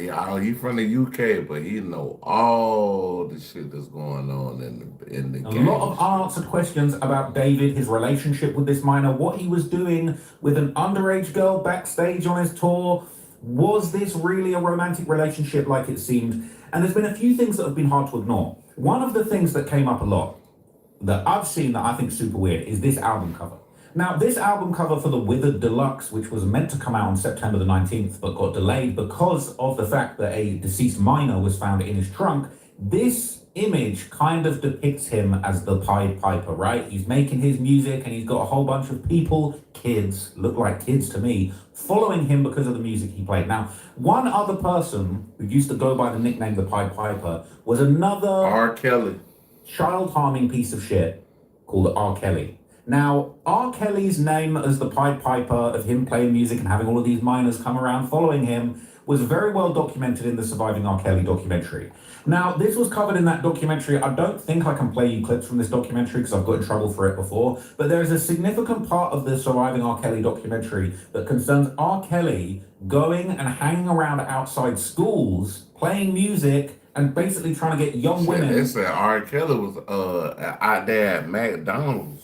LeBron James, LeBron James, LeBron James, LeBron James. They said R. Kelly was out there at McDonald's trying to find Come on, man. Trying to scoop them up outside their school. Discussed outside high schools, just gross behavior. Now, I bring that up in context because one of the crazy things that's going around the internet today is apparently there's been reports that David and his team were lurking around high schools back in the day, back around the time of his 2023 tour with SZA.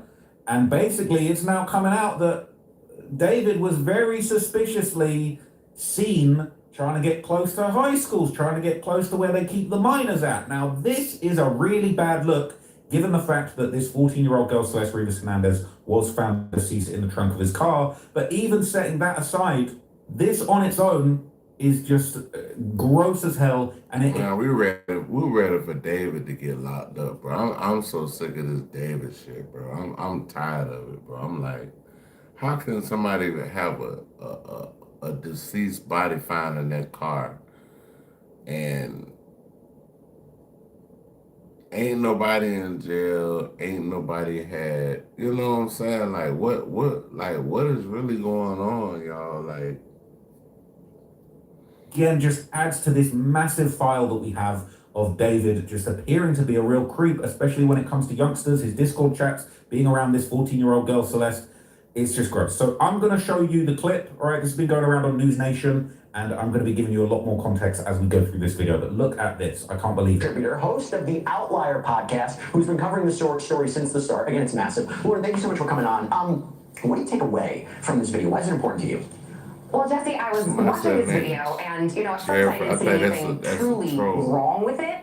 And then I decided to call one of the schools. I called an art school in Philadelphia that he was standing in front of, and I spoke to a faculty member, and I asked them, did David or his team, did they have permission to be here? Did they coordinate with the school to put why is it 3 days after Charlie Kirk passed away? That's what I want to know. safeguards for the kids that were communicating with him? What's going on? And a faculty member told me, no, I remember this specifically because students saw a post on social media that David would be around the school giving away SZA tickets through this scavenger hunt type of thing. And essentially what he was doing is kind of loitering next to the school. And I think you kind of said it best. I mean, my mom told me you stay away from the creepy losers who are in high school who hang around the high schools. Listen to this. How screwed up is this? What is going on? What is going on over in these schools? David loitering outside the school with a bag of candy. Oops, I mean SZA tickets. What the hell? I mean, and the reason it's important is because although he hasn't been charged, the biggest question that I get asked about this is what was his access to Celeste? Where was she? Because she disappeared. Bro, they found this girl body like in what? I forget the month that they found her body in this car, but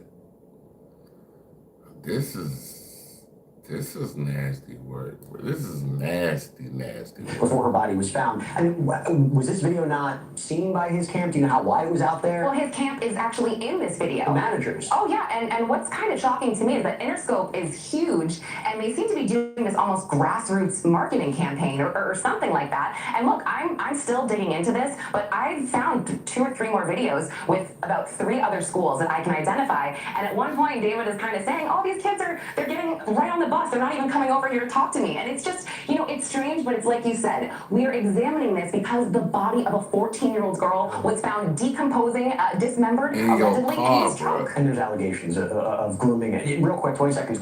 So it is pretty disgusting what we're hearing, right? They're saying he was lurking, all right? Stay away from creepy losers who are in high school that hang around the high school. Hey, that's good advice, all right? Anybody that got kids and y'all see somebody around the school that's lurking, call the police, bro. Call the police. That is good advice. So if you lurking around the school with underage kids, I don't care if it's all the way to high school, call the police. To the YouTube channel, The Surprise Witness. They actually are the original folks that managed to identify one of the videos that's now going around. So this is basically them resurfaced video that shows David targeting teens at artsy high school. Okay, it is actually twisted. But before we get to that, okay, I want to give you a little bit more backstory, right?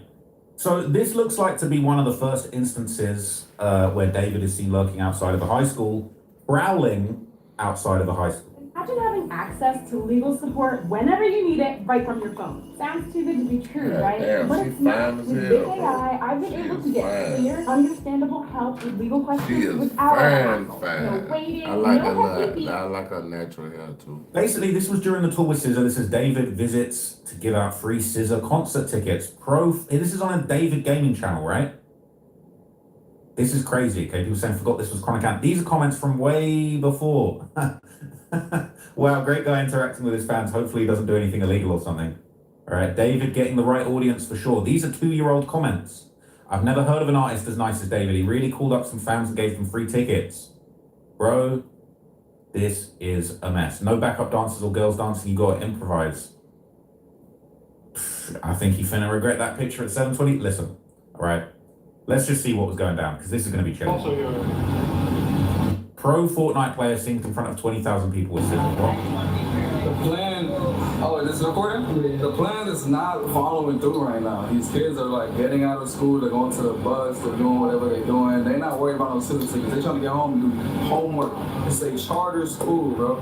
This is like smart kids. I ain't go to no charter school. I failed. He did.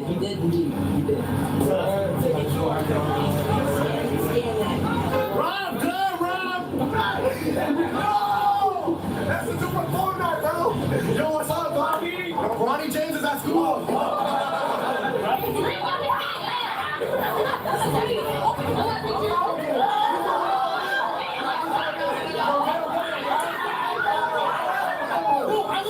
Not the bloodstained shirt. Not the bloodstained merch shirts for the kids, bro. Come on. It's ironic, right? He's throwing out the death row shirt. He might be on death row in future. He might be, if he's not careful, he's not covered his tracks, he might be getting signed to death row for real, for real.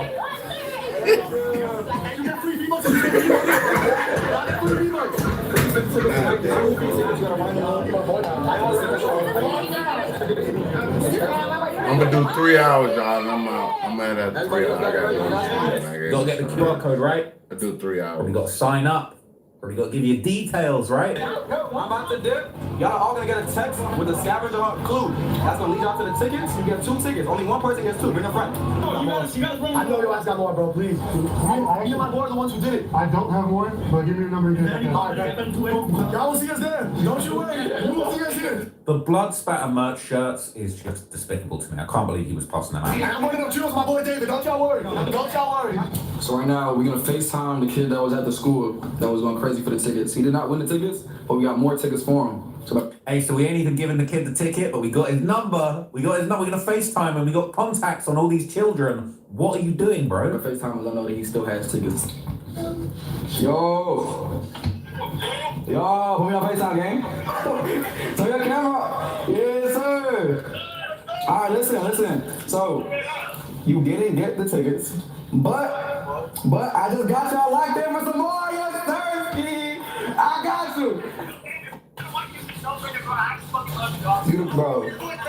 Appreciate you guys, man. Yeah, I got. So David opened up for SZA on one of her sets. I don't know what the set was.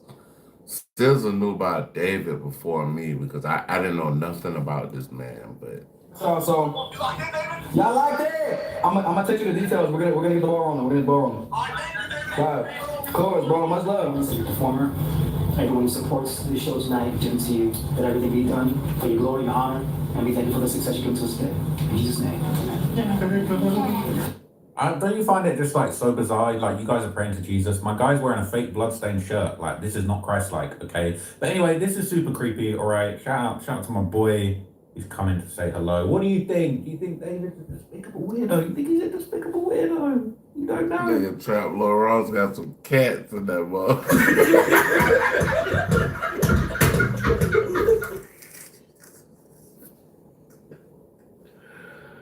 Hey, bro, this shit funny, bro. Trap Lil Ross got a cat in there. That's funny. You David fan? Okay. I thought he would have had at least a Frenchie. I thought you had a little baby pit bull. That motherfucker had a cat in there.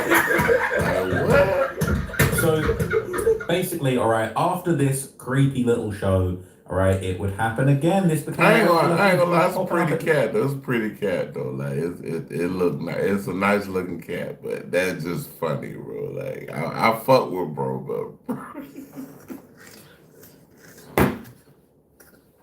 Hey, this is my dog. I fuck with Trap. But Trap, hey, bro, you brought the cat out. I never would have. I never thought you would have had a cat.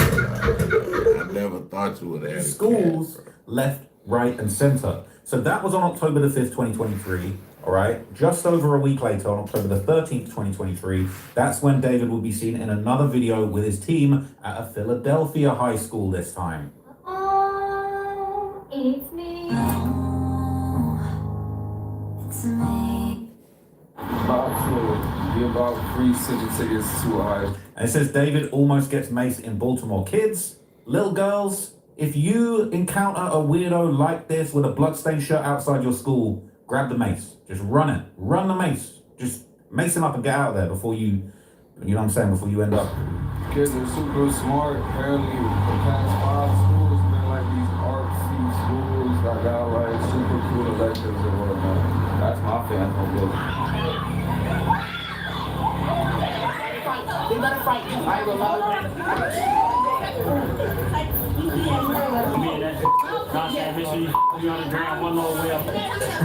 Hey, listen, David pulling up to your school is a bad John, man. Okay, that's a bad John. Y'all better hurry up.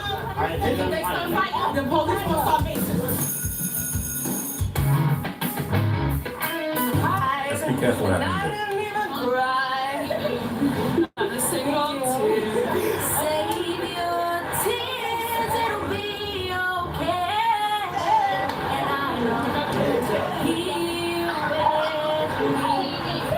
She know the fucking song. This little girl know the song, bro. And she can actually fucking sing, bro. Like, no, let me hear that one more time. Save your tears, it'll be okay. And I know he will.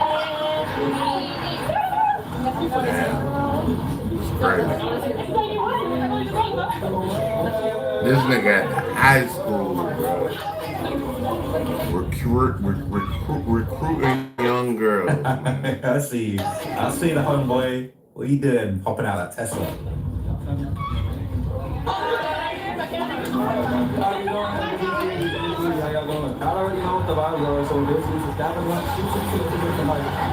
Robert active at the schools, man. I'll get 2 tickets if you find them. Oh, thank you. Y'all like the music? Yeah, someone did. You that hate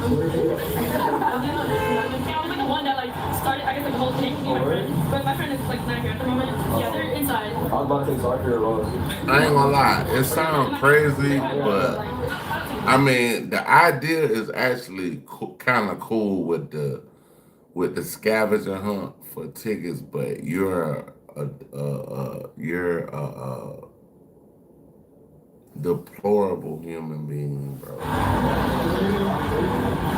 It's a good marketing scheme. Bro, this is weird as hell, bro. You pulling up to the schools and just handing out shit, bro. Just leave them kids alone, bro. You don't need to be doing all this. You're gonna say it's marketing, bro. It's weird.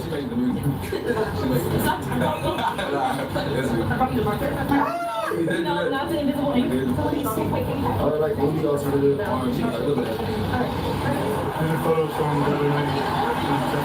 Yo, did you guys get the text?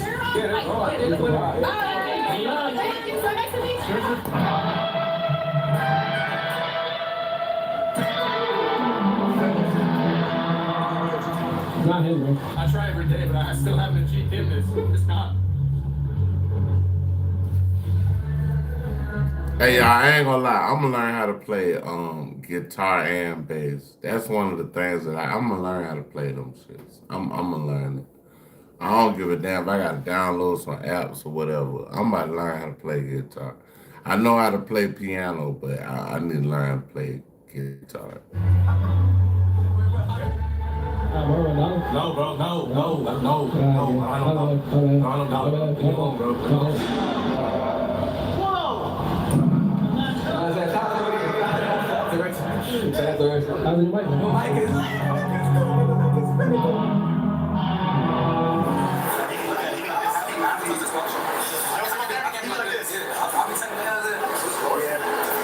So he got active with the kids, right? Got to the stadium, played his show, but he was back out there hunting, scouting for girls.